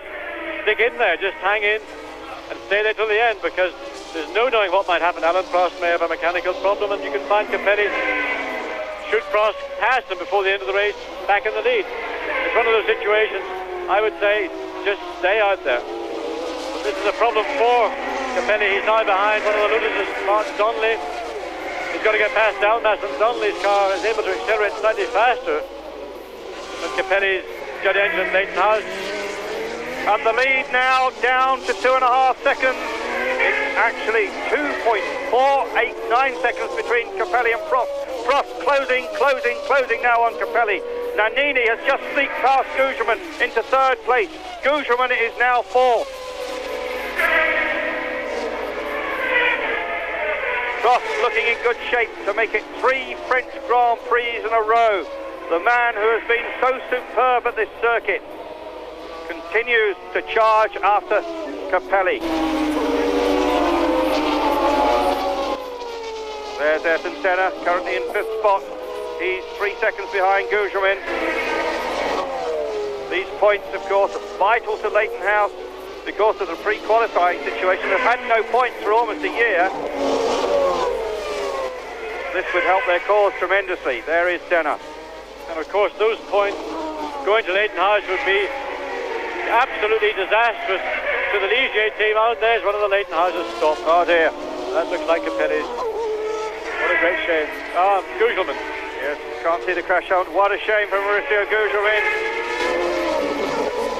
In fact, he's already out of the car. So it is Capelli still leading from Prost. The gap now 1.5 seconds. There is Mauricio Gugelmin. And he's been hard at work, you can see that. Capelli, Prost, Nannini, Senna up to 4th spot. Mansell is promoted to 5th, Piquet to 6th, Berger to 7th, Patrese to 8th. And the car goes past here, sounding very rough indeed. This race now 3/4 of the way through. There is Senna. Retirement so far, there you see them. Boutsen, Pirro, Cafe, John Lacy. Martini, we hear, had electrical problems. Gugelmin has just stopped. And Prost right on his tail. Prost waiting to pounce. Sliding inside Larini and then Ligier. Both get through cleanly, but now of course Prost right on Capelli's gearbox, and he's going to have a reasonably good drag down the straight. A lot of pressure now on Ivan Capelli from Alain Prost. Yes, Capelli still leads just. And Mansell has gone into the pits. Nigel Mansell has just made a pit stop, and there he is coming out again. So that's his second set of tyres, third set of tyres now. What's happening at the front? The director still staying on Ayrton Senna. What about that battle at the front? Capelli holding off Alain Prost. Please show us, please. He's going for a coffee break.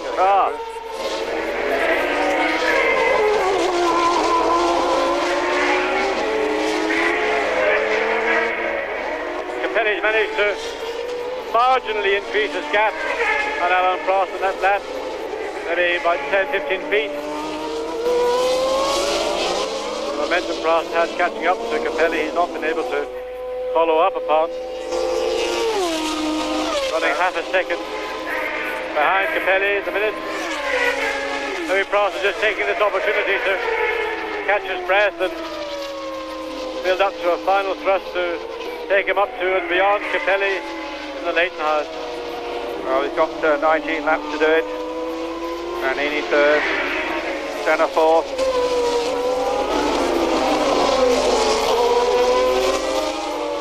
I think the thick car we can hear is actually the Cesaris.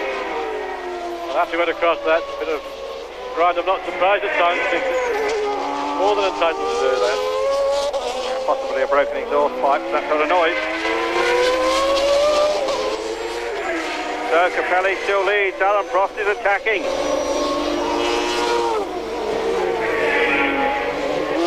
Fino a questo momento 1:08,373 al 62esimo giro ha portato il suo vantaggio nei confronti di Prost a 1 secondo 0,37, terzo Nannini a 8,5 da Prost, quarto Senna a 2,4 da Nannini. Vedete citato il giro veloce di Capelli a 200 e 753 all'ora.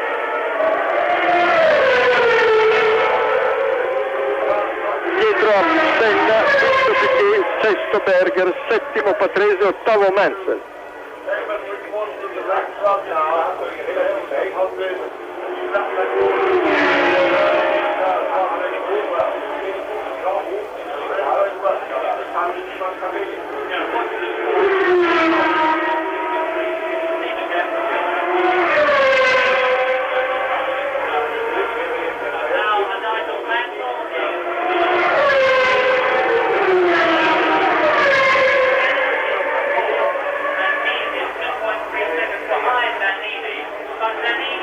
Veramente eccezionale la corsa che sta facendo Ivan Capelli, tallonato Da Prost che in questo giro ha perso un decimo nei confronti dell'italiano.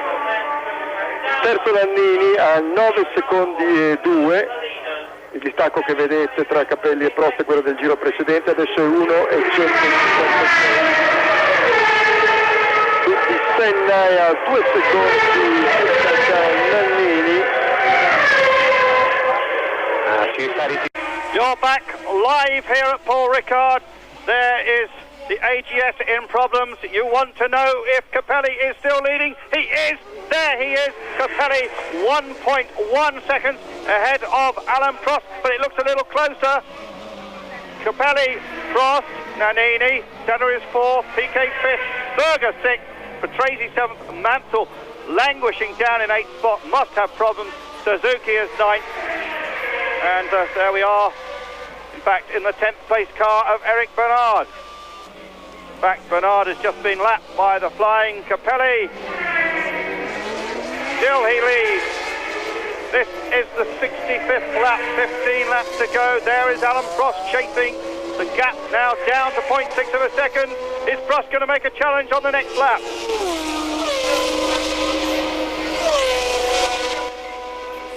Capelli, the former Formula 3 European champion, the former Formula 3000 champion. Capelli leads. He has only led one Grand Prix before. That was Japan a couple of years ago, and he led it for literally a corner, or a couple of corners.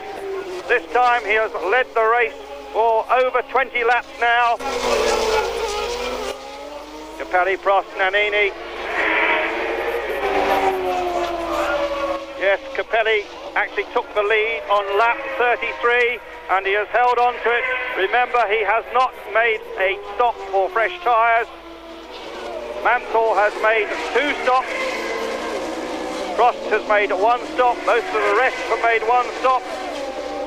And the gap, 0.8 of a second between Capelli and Prost. Nannini still 3rd.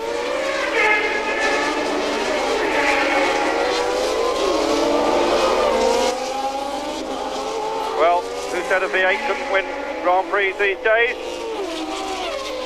Well, when we said V8 didn't win, we might have expected the new Ford engine to be the V8 that did the winning. I think not many people gave the Judd V8 very much consideration, and especially in the Leighton House car. I think there's going to be a lot of people after this race banging on John Judd's door. Well, one team that won't be banging on his door, of course, is Leighton House, because they have a new engine being designed by Ilmor. That's the outfit in England which I believe Roger Penske has an interest in, and they've designed that very successful Chevy Indy engine, and now they've moved on to a Formula 1 engine which they're designing for Leighton House. But with this sort of performance, I suspect that there will be teams wanting to get hold of these Judd engines, this narrow-angle Judd engine. I did hear a little rumour that there was some Japanese influence in that engine. In fact, the same man who was involved with the Honda 1.5-litre turbocharged engine. And I don't know, it'd be interesting to get that confirmed, but I know that is not to put down John Judd's effort. It's a fantastic effort to design and build these engines, and this car with a Judd motor still leads, but Alain Prost is challenging again. Yes, Prost now right on Capelli's gearbox. But yet again, in this corner, he has to back off. He can't maintain the closeness to the gearbox of Capelli's March. But look at him. Much, much quicker into the corner. Potentially much quicker all the way through the corner, but there is no room there to get around another car. So all those efforts on Alain Prost really is to no avail whatsoever. What he may try to do is just pressure Capelli, make him use his mirrors, make him actually begin to drive looking in his mirrors rather than looking forward. But so far that ploy not working, and Capelli maintaining his lead. Martin Donnelly was a quick pit visitor, but he's still running in 14th place, taking on another set of tyres.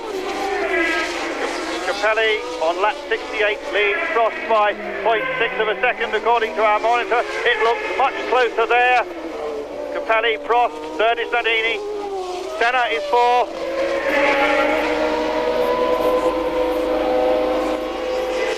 Well, what can Prost do about this Italian? The man from Milan, holding off Prost. Can he get by, John? He's tried a lot. Potentially he ought to get by. Now I think he's again dropping back that little bit to give himself a chance to catch his breath, to build up that momentum, and it is the momentum that you build up during these laps that can take you up to a car and carry you past. Once you get caught behind somebody, and if you get too close particularly, you lose the momentum. So it sometimes pays to drop back maybe up to a second, then prepare and start that charge forward again, and hopefully you time it in such a way that you take advantage of the car you want to pass and the weakest part of the lap for that other car. A good battle going on down in 7th place. Tracy holding off Mansell. Gap now shown as 0.9 of a second here on the monitor. Going into the last 10 laps. This is currently lap number 69. Again, a moment of stress coming up for Capelli. There are a couple of slower cars that are to be lapped. One of them is a Lola Lamborghini. The other is the Cesarus. He's got past the Cesarus now. Prost has got that task ahead of him. He's through safely.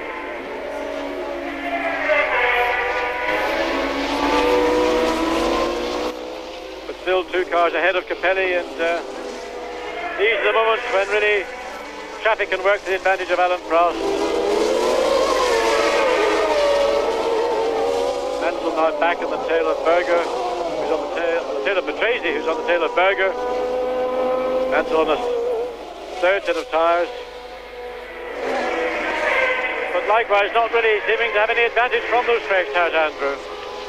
No, seems to be very evenly matched. Of course, Gugelmin is now back in the pits. Do you think he will be able to tell the team anything about the condition of the tyres, just to ease their nerves a little bit? Yes, he will, but of course the team will be talking to Capelli, and the true indicator of the situation is the stopwatch. They can judge Capelli's lap speed. He's just on a 1.9.2, Prost is on a 1.90, so there can't be too much wrong with Capelli's tyres. He can run at that speed at this point in the race. Again, using the traffic, Prost trying to slide through underneath. Modenus Brabham. Both get through cleanly now. Yes, Kohler. Oh dear, no. That was unfortunate. Capelli having to back off.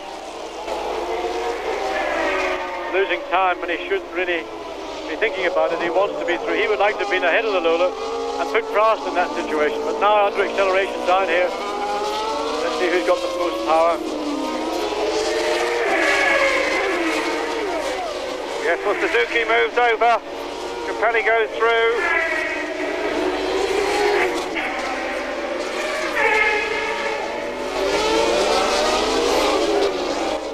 A real dogfight going on there. Mansell, Berger and Patrese. Capelli stretching his lead right at this stage. Prost getting very badly held up by Suzuki's Lola Lamborghini, and Capelli's almost got a 2-second lead again. That will not have impressed Alain Prost at all. I mean, look at the gap, you're talking almost 3 seconds. And that was all lost in that one little section of track between the pit straight and the main back straight. Still this battle continues. Capelli versus Prost. Nannini is 3rd, Senna 4th, then it's Piquet.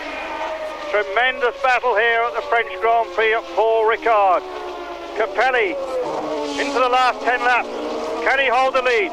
We'll be back to bring you the closing stages in just a moment. 17 decimi da Mansell, adesso 7.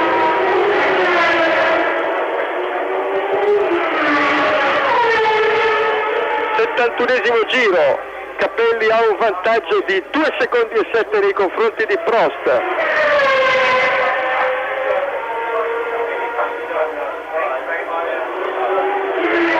secondi e 7, Palazzoli, tutti dovuti a dei doppiaggi difficili o forse c'è qualche altro problema?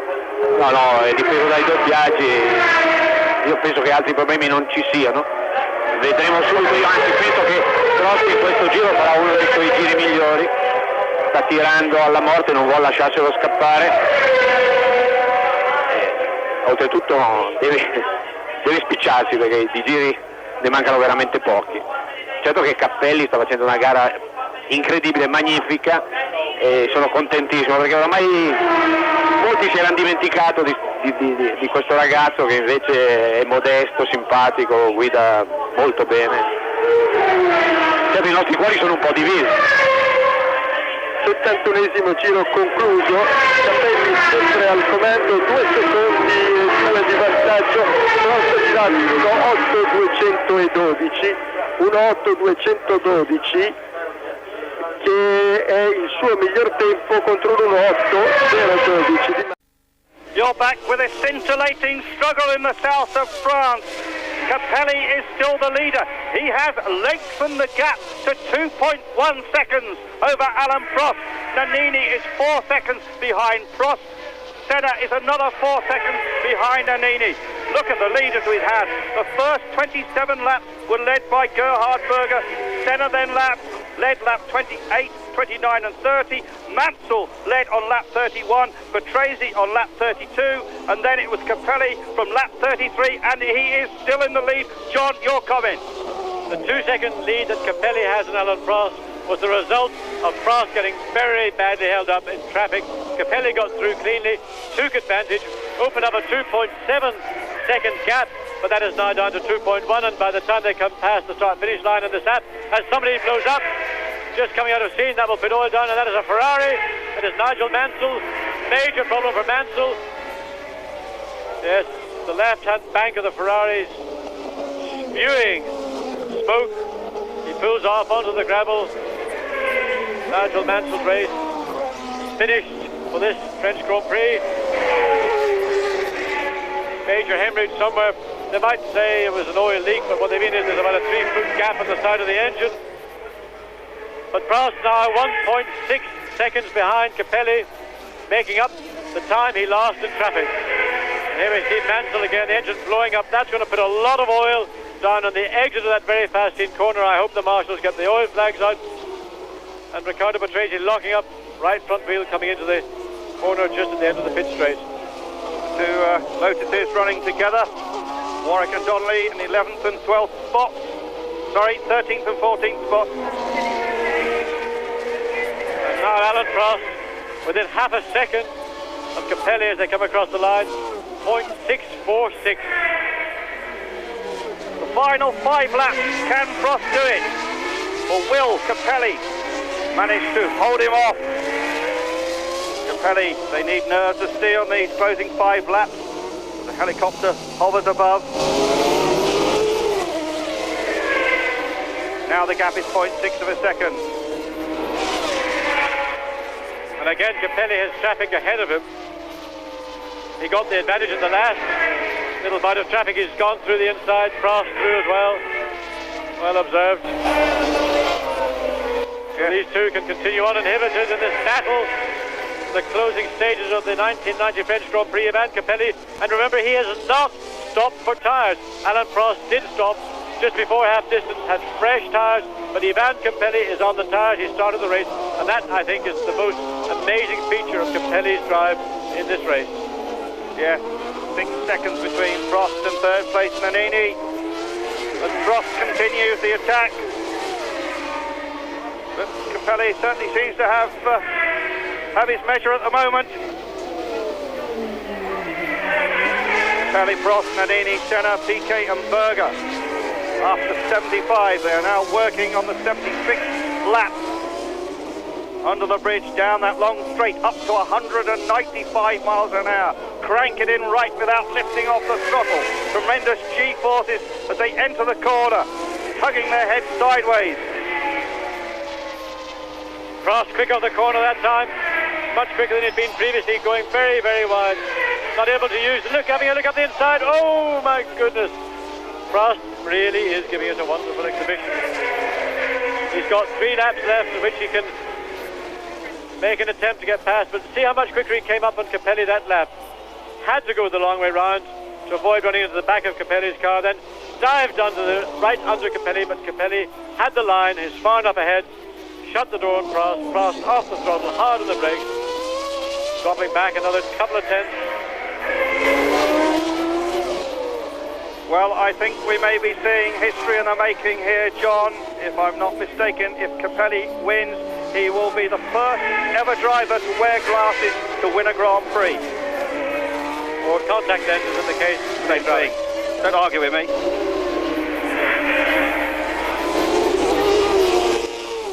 Senna now shown third. There is Ayrton Senna. It looks as if Senna has moved up. Capelli, Prost, Senna.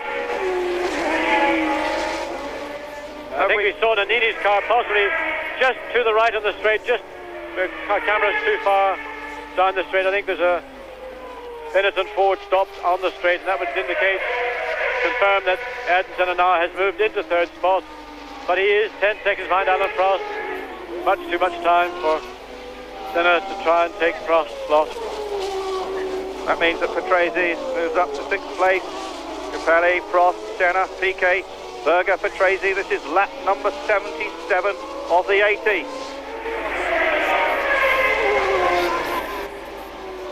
Well, most unfortunate there for the Benetton team. So close to the finish. David Brabham still going. He's currently in 17th spot. That's the same engine as the car that is leading the race. But obviously, work needed on that chassis. He is, of course, running different tyres also. Prost very close. Yes, he's having another rush up to the back of Capelli. Again, staying as close as he dare. Look at the speed off the corner. Now he's going down the inside. Prost has taken the lead. Finally, 2 laps to go. Alan Prost has passed Ivan Capelli. He was just so much quicker through the corner, and especially off the corner. The acceleration off the corner gave him the opportunity to pass Capelli. Now Alan Prost, all he has to do, look at the speed of the car. There's about almost 10 miles an hour difference in that part of the circuit. Prost has done what he did to Ayrton Senna last year, repeated the medicine to Ivan Capelli this year, but does not take anything whatsoever away from the performance of Capelli, from the Judd engine, the Leighton House. It's been absolutely superb, and he has been the star of the race. Well, that was the true experience of Prost. Look at the fans, they love it. They go absolutely wild, and Prost had rehearsed that. This is lap number 79 now.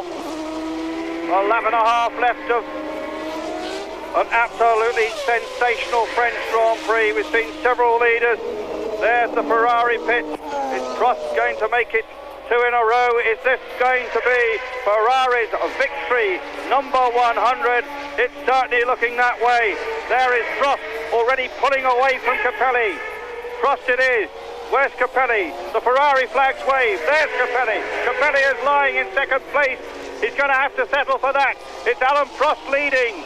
Prost, he left his challenge late, but Prost is in the lead. Prost leads here at Ricard in his home circuit. Prost heading for the French hat-trick.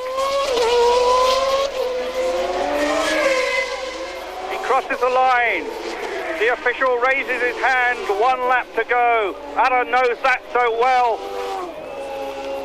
Just over 2 miles between him and the checkered flag. Capelli, what thoughts are running through his head now? It will still be the greatest success of his career to finish 2nd. He led the race from lap number 33 all the way through to lap 78. He'll just be hoping and praying that the Judd engine holds together now. Prost, Capelli, Senna. That is the top 3 here at Paul Ricard. You've seen it live from the starting lights to the checkered flag, which is coming up in just 30-40 seconds time now.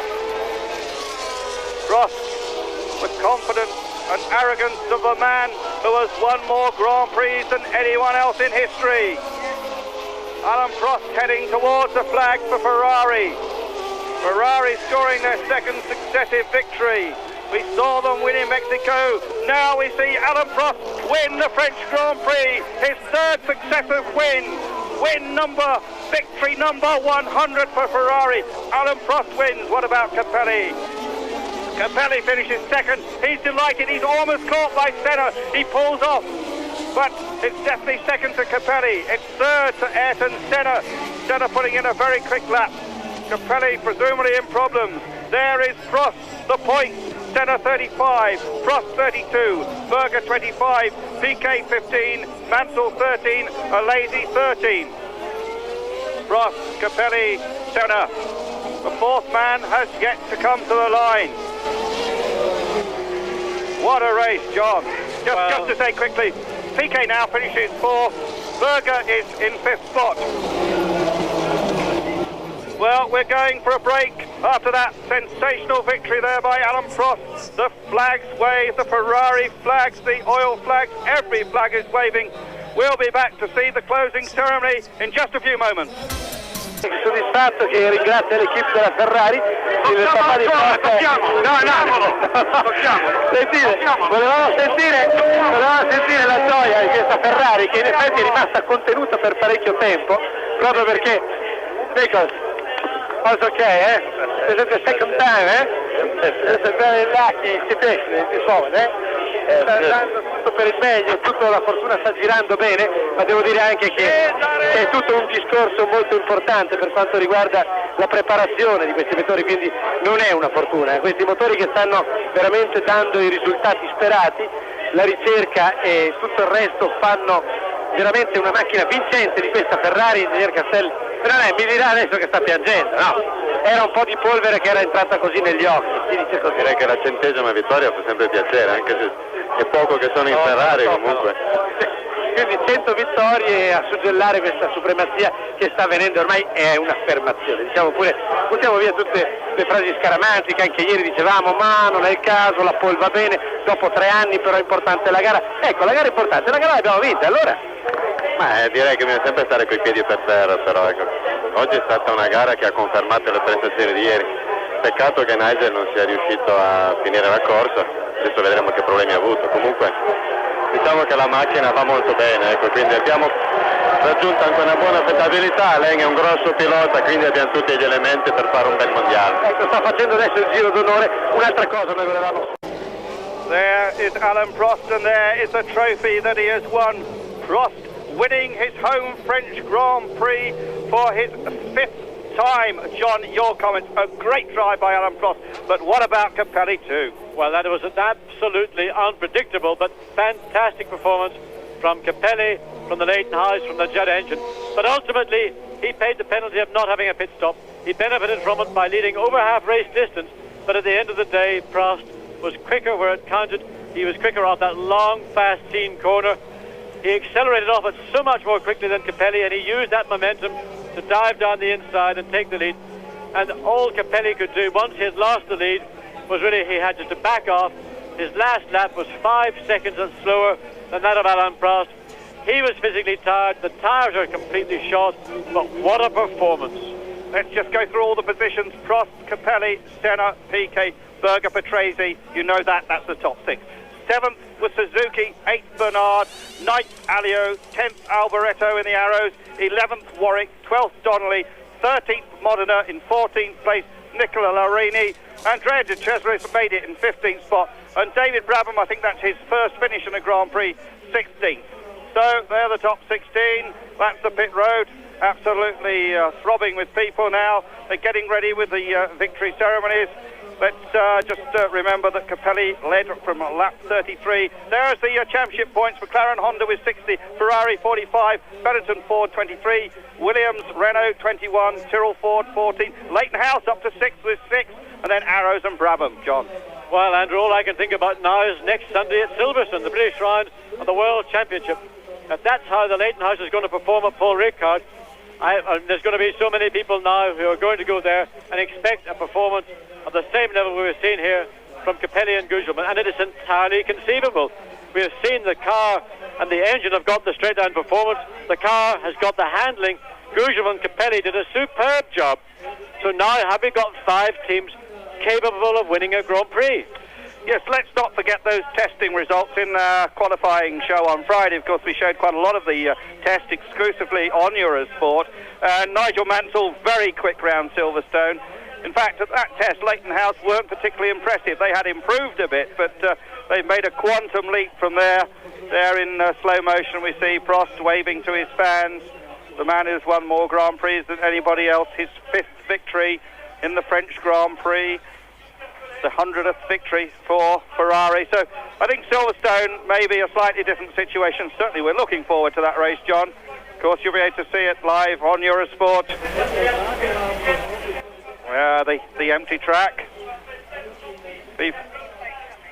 Everyone will be leaving the track now. A very difficult circuit to actually get away from. Just one road and horrendous traffic jams last year. Well, let's look at that magic moment when Alain Prost actually took the lead. There it is, John. Just describe it again. Prost got himself positioned perfectly. He was close to him, close enough to maintain the speed through the corner, but it was the acceleration off the corner. At this point, Capelli's car is losing speed. His tyres have not got the grip. He can't get the throttle open. Look at how quickly Prost is rushing up to the back of Capelli. Even before the exit, he's pulling out and ready to prepare for that shot down the inside into this double right-hand corner. Once he got alongside of him, that was the end of the story. Prost had the lead. Capelli had to accept second place. And of course, that was the place Prost was looking to pass throughout the race. He tried it with Patrese, didn't succeed, but he did it with Capelli. He has done it when it counted, and he won the race. Yes, confirmation that the victory margin was 8.6 seconds. Senna was 2.9 seconds behind Senna. And we'll just have a look at those championship standings again. We'll be recapping on those as the flags wave. And look at that chap jumping up and down. He certainly enjoyed it. Well, the championship standings coming up in just a moment.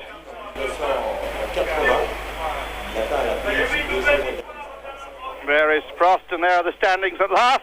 Senna 35, Prost 32, Berger 25, Piquet 16, Mansell and Lazy both with 13. Disappointing race for several teams, John. Williams must be a little disappointed. Although, of course, they did lead the race. Just recap what happened. Berger led for the first 27 laps. Then Ayrton Senna on lap 28, he led for 3 laps. Mansell led for 1 lap. That time there was various pit stops going on. Patrese led for a couple of laps. And then it was Capelli on lap 33, right through to lap 79. And then, of course, Prost nipped through just at the right time. And this was the end result. Victory for Alain Prost. The little man now lives on the shores of Lake Geneva. A man that you raced with, John, in the same team. Yes, Alain Prost was my partner in 1980. But really, the French Grand Prix for 1990 is over. I'm looking forward to next week. Nigel Mansell, Prost's teammate, I'm sure we'll hope for a better weekend at Silverstone. Remember, he's got that magic ingredient, people power. So Alain Prost may have benefited from it today. I'm sure everybody around the circuit was wanting Prost to win, certainly judging by the response from the marshals and the people around the track. They got the result they wanted.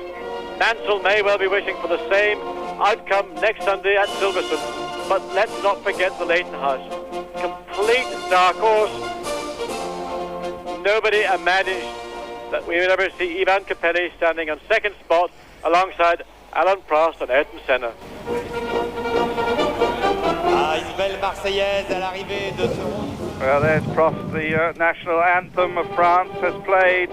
Can't beat a home win in a Grand Prix. It really gets the crowd going. Capelli looks fairly shattered, John. Yes, he is. I mean, he has driven an absolutely blinding race, both physically, but I would say mentally.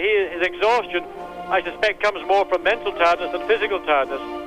The barge of the Leighton House car is a physically very small car anyway. It's not the most comfortable car of all the Grand Prix cars around, so that has also contributed. But emotionally, the guy has driven the race of his life.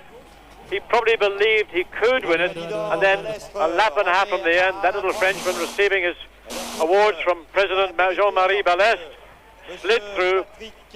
Emotional fatigue all over Ivan Capelli's face. But what a drive! I mean, just truly fantastic. De magnifiques coupes et que there is Capelli in the Leighton House, and they will definitely not have to worry about pre-qualifying anymore. What a fillip! What a boost for the team! Again, I'll say it. I wonder what thoughts are going through the mind of Adrian Newey now, the man who designed that car, the man who has just left the team. Well, I suppose you can look at it the other way, Andrew. He's joined Frank Williams with the Renault engine. Patrese and Boutsen might have a sort of a wry smile on their faces, thinking, well, if Newey really was as good as his reputation led him to be believed, what can he do at Williams? Well, there's Cesare Fiorio. Got his name right this time, John.